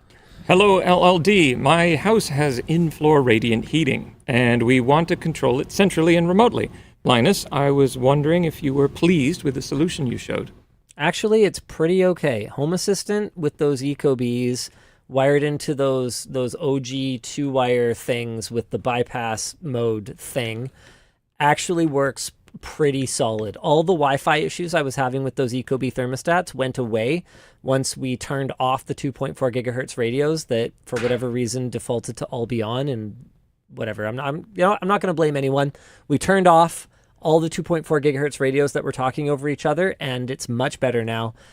And basically, as long as you're willing to put in the time to kind of build logic around it, there can be a little bit of savings compared to what most people tell you about in-floor radiant heating, which is that you should just run it at a constant temperature all the time. That doesn't work for me because I like my house a little bit warmer when I'm awake than I like it when I'm sleeping. And that's especially challenging to balance when your sleeping is upstairs and in-floor radiant heating tends to just rise up. So you can't just have it like warm in the living spaces downstairs and cool in the bedrooms. You can do that with like forced air, but you can't really do it very well with in-floor. Overall, I'm pretty happy with it, but you've got to be ready to do some work fine-tuning it. And every fall and spring, I have to manually turn off the in-floor, switch over to radiant, and then turn off the radiant and switch over to forced air in order to keep things balanced, because if they're both active at the same time, they fight each other and it's a nightmare.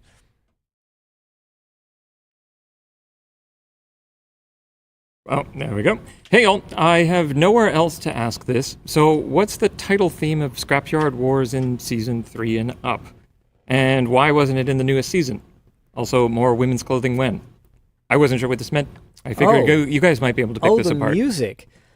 The title theme. Oh. Not, It's prop. yeah. I would think it would be under it, no? If we, because I know we use endemic sound, is that it? So Scrapyard Wars 3 and up? Dude, that's old. Well, they said and up. Yeah, I just mean like, well, we would have started using that maybe before we were using endemic. Oh yeah, no, we don't. Dude, I have no idea. I'm so sorry. You might have to like Shazam it or something. Oh, epidemic sound? I don't know, something. I don't even know. Epidemic sound, yeah. I don't even know what service we use for it. My deepest, most sincere apologies. As for why we didn't use it, probably because we forgot. In the description, it links to Approaching Nirvana. No, that's just an agreement that we had with them, that we included them in every video description as long as we were using their song for our intros or something. Got it. Yeah.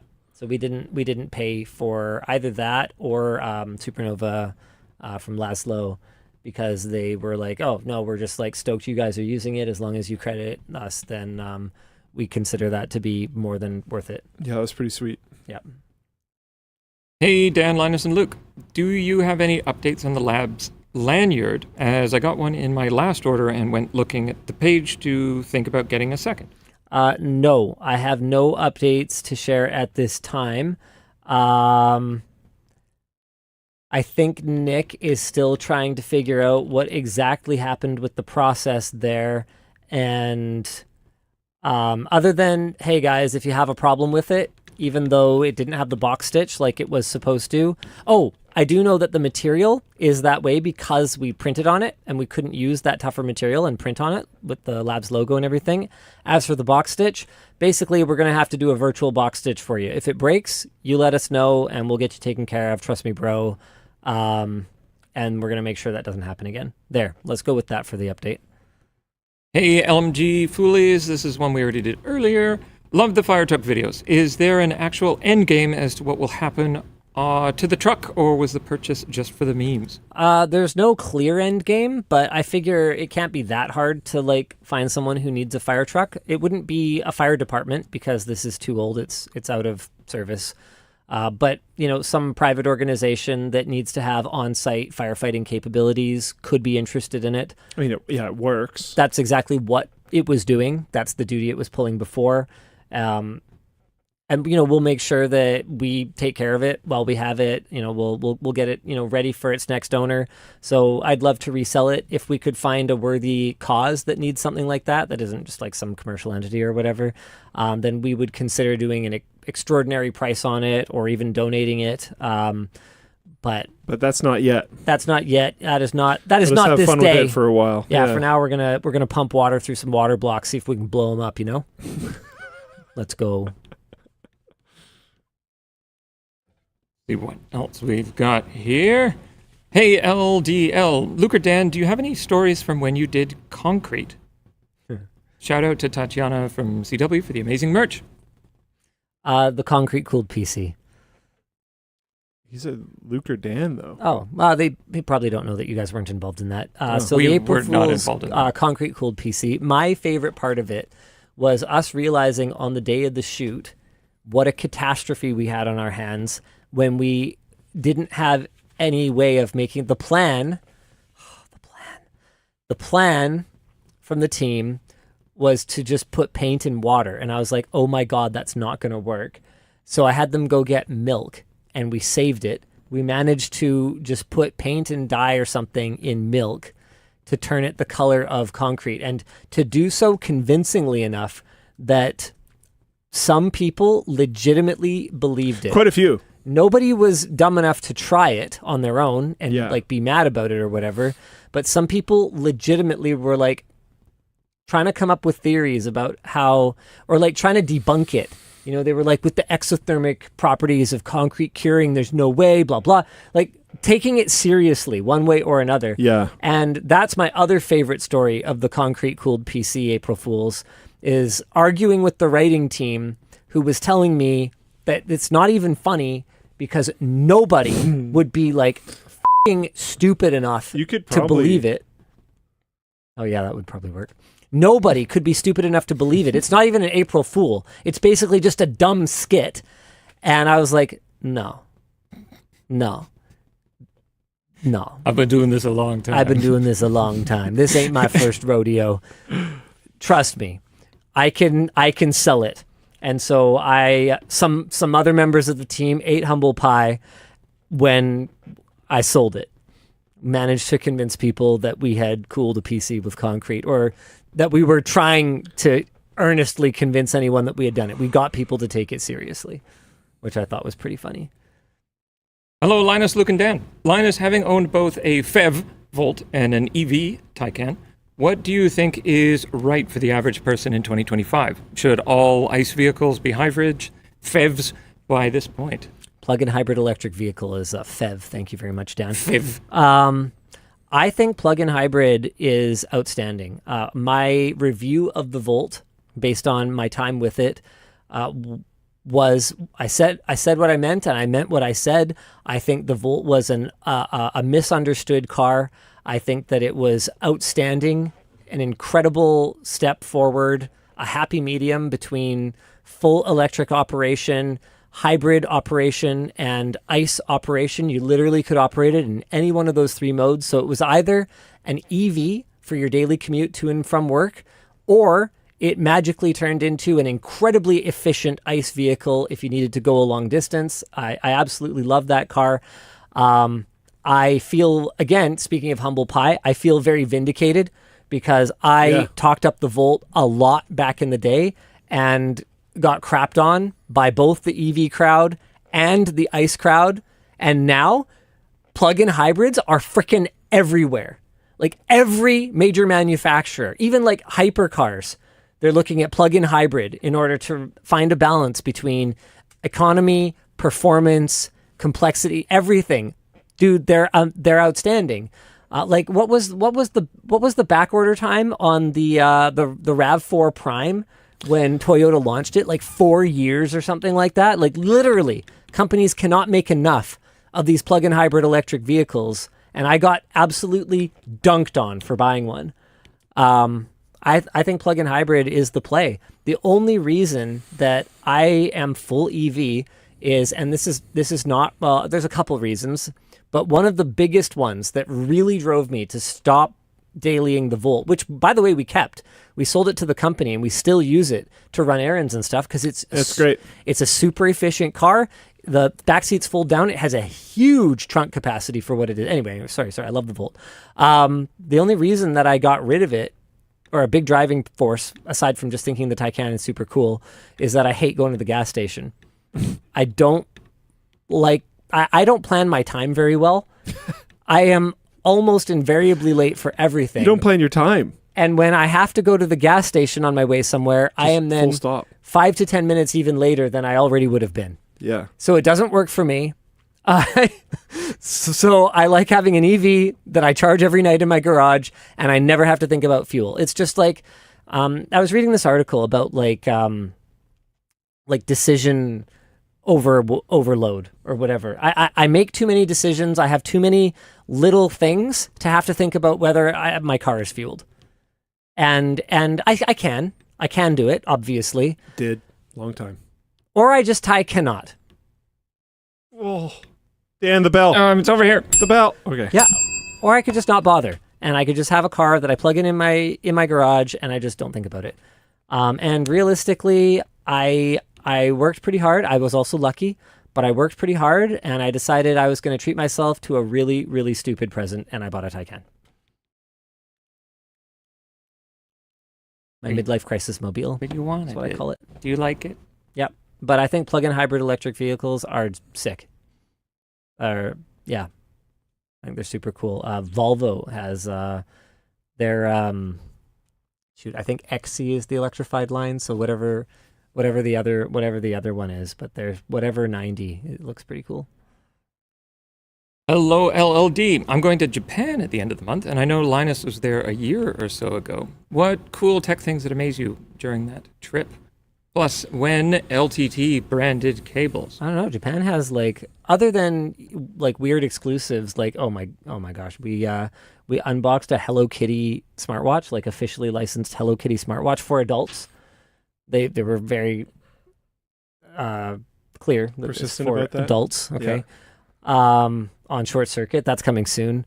So other than exclusive stuff like that, Japan's technology is basically what we have here now. It's not like it used to be where they got the Super Nintendo a year before, or months prior, whatever. If anything, a lot of their stuff is quote unquote behind. Yeah. In some ways that I like, actually.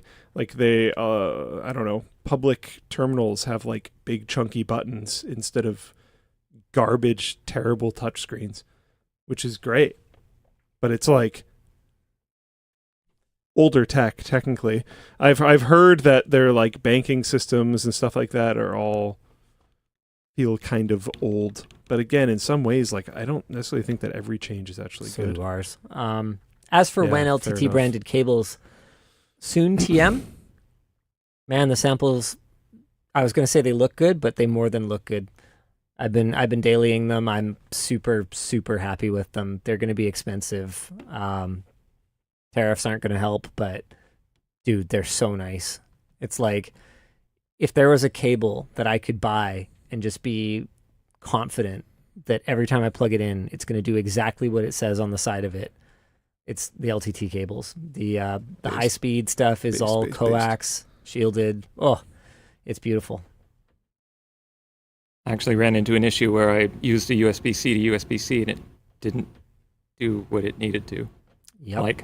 Yesterday. Yep. Very Happens excited. all the time. So annoying. And last one I've got for you today. Hey, Linus and Luke, I recently saw a video about using both AMD and NVIDIA GPUs in one setup using Lossless Scaling's new dual GPU frame generation method. Wondering if you have any thoughts. I do. We're gonna I'm gonna try it. We're gonna do a video on it. Just a matter of like when we can get it on the schedule. But yeah, I definitely want to explore it. And Brings play the with old it. meme back, dude. Linus did that in 2013 Oh, that's true. I did SLI and Crossfire in the same in the system. same system. Hell yeah. It worked, by the way. Yep. Linus SLI Crossfire. Check this out. Check this out. That brick of GPUs in there is two, I want to say 780s? I don't Yeah, remember 780 all. Ti's and two R9 290Xs installed in the same system. So what was the idea here? Look at you just like in the background. Making dinner. What am I doing? I forget what the point of this was. I love how you don't skip a beat either. Like games